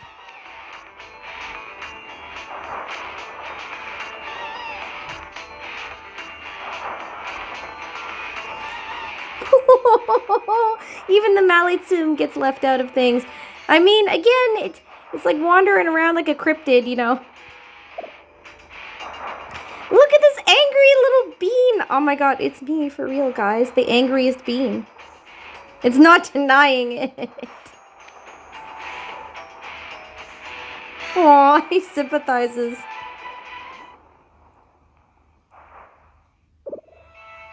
Aw, it's calm. He just, see? Just like Mal, he just wants someone who understands, okay? He wants to stack with the other.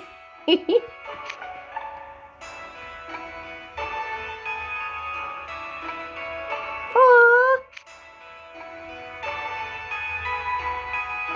He's such a good host. Oh, it's just so wholesome.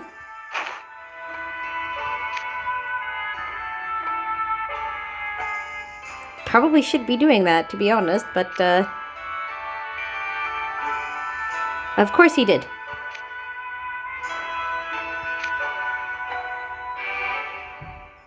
Present Mini Wakasama.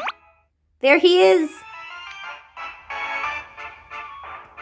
Oh my god, so big. Even Malleus has your complete devotion.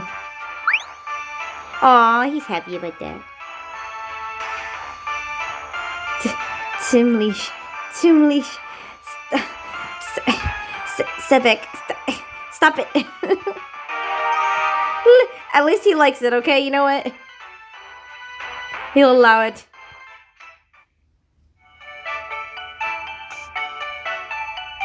I mean, it's just a Malleus. Yeah, yep.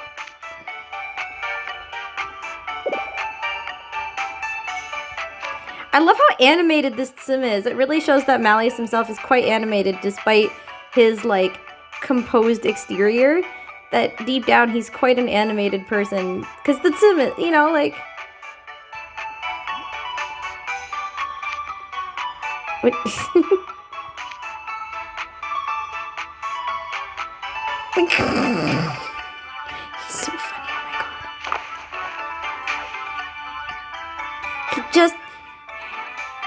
He just wants Malleus to top him, okay? He ignores him!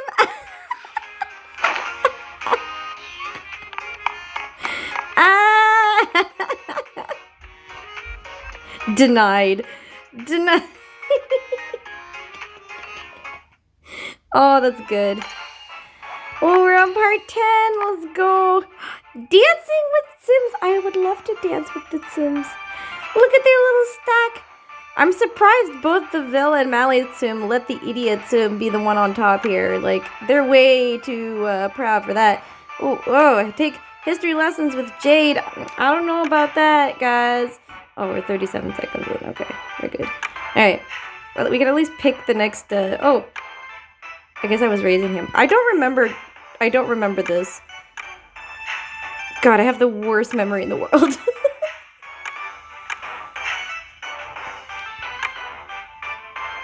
Alright, well, I can at least use the star shards that I said I was going to use to get this. There we go. And, yep. There we go. Alright, well, I'm going to take these lessons with Jade, and I'll be back when I'm done. See you then. Alright, we're done our lessons with Jade, so we can continue on. What's next? We gotta win a battle.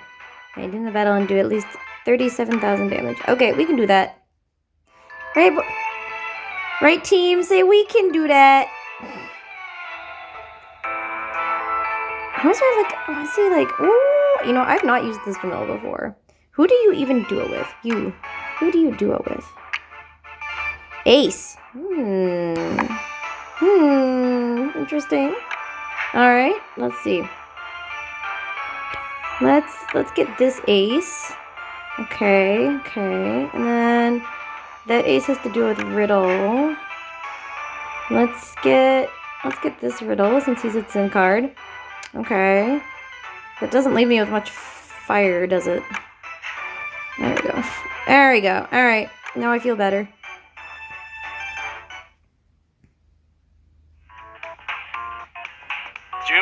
I really hope I get the chance to use Jamil's duo here. Alright, let's go. And of course, Jamil's card doesn't even pop up. No, nor do any of my fire cards pop up. Okay, I see how it is. Fine. I see how it is. Alright. Let's do this. I'll try it. Yes!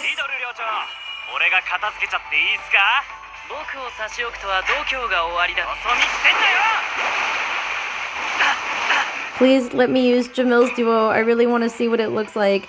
Why? I don't get any of Jamil's cards. Okay. I see how it is. I could just like fudge this on purpose so I could see Jamil's card, but that would take longer and I'm impatient.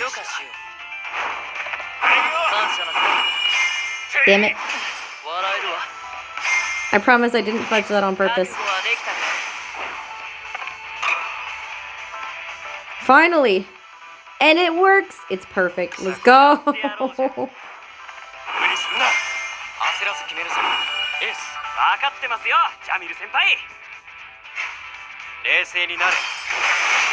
Man, it's so good. I love the club cards so much.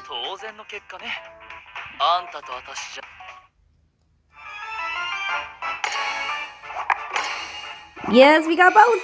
Let's keep going. What's this? Oh, another battle. Win the battle in 3 turns or less. Okay. So all the heavy hitters. Let's see. I think this card takes an Azul card, if I'm not mistaken. We'll just do this. There we go. Let's go.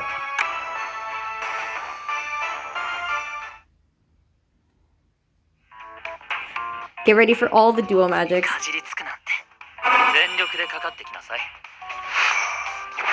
We are so ready. Okay. Let's do this.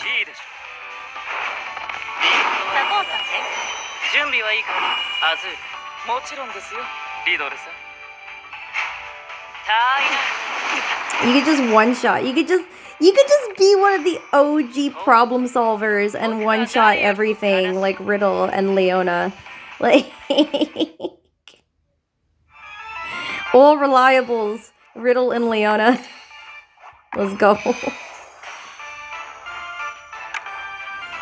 Dancing with Tsums. Yes, let's go.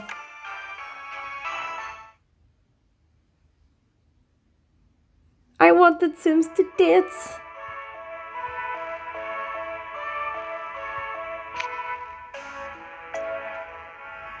Look at little Idia Tsum. He so doesn't want to be here.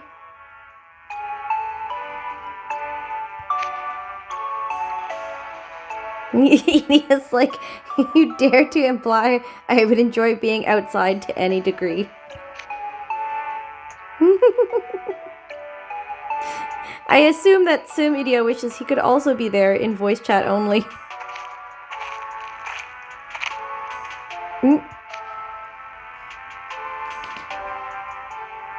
All the Tsums gathering up in the courtyard. What's going on here?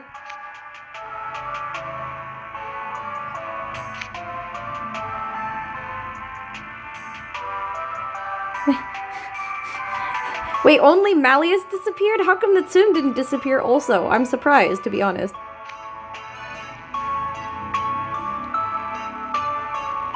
Oh my god. With a loudmouth? You mean the loudmouth draconian. Little Tsum Idia, I'm sorry. It's terrifying. Look at his... Idia laughing at his own Tsum.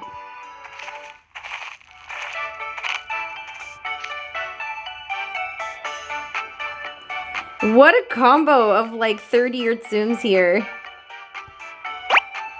And of course, Viltsum just with his air of poshiness. You weren't. Why weren't you expecting to find Apple? Okay. Boss rush.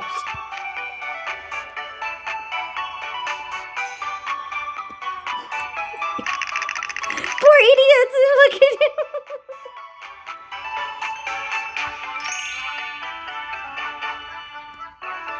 You just wanted to like watch it. What are you, Rook? Oh, poor Apple. He got dragged along. Oh goodness.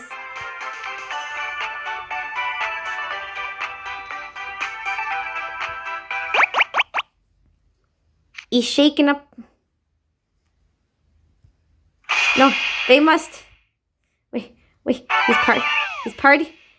Oh, because it's a gathering. There's a gathering and he's involved.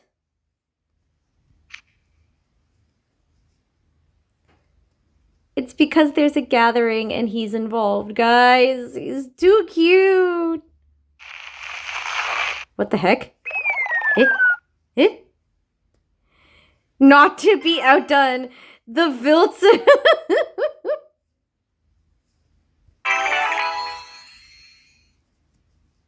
The Malleus is just happy to be here, okay? The Viltsum is like, how dare you? I will outdance you. Meanwhile, the Malleus is like, I'm just happy to be involved, okay? What? Why? Wait. Yeah, poor Apple. He did not ask for this.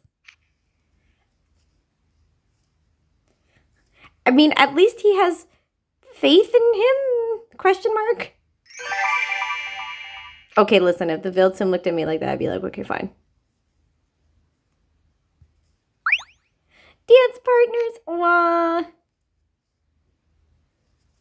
Or let's just join in because... Yeah, no, Idia is not happy about that. Hilarious. Your little brother is asking you, idiot Tsum.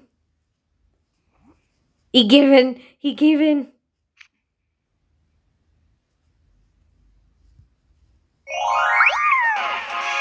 Oh my god, yes, this is so cute. This is why I love these Tsum events, guys, okay? They're just the cutest. Just so wholesome on every level. Okay, ooh, I gotta earn an S rank. Alright, let's go.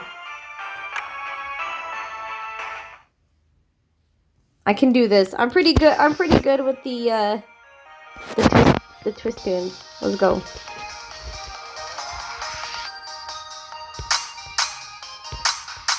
Oh my god, they flip. I'm gonna flip out, okay? I'm losing my mind. They flip. I love it.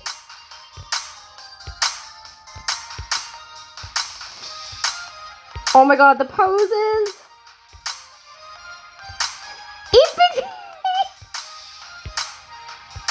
Oh my god, I wish I didn't have to concentrate. Oh my god, I love the way they just pick them up. They jump pretty high. Dexterous little things. God, I wish I didn't have to concentrate on the beat.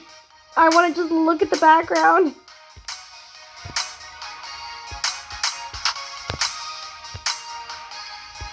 This is so cute. It's so wholesome. Oh, my heart.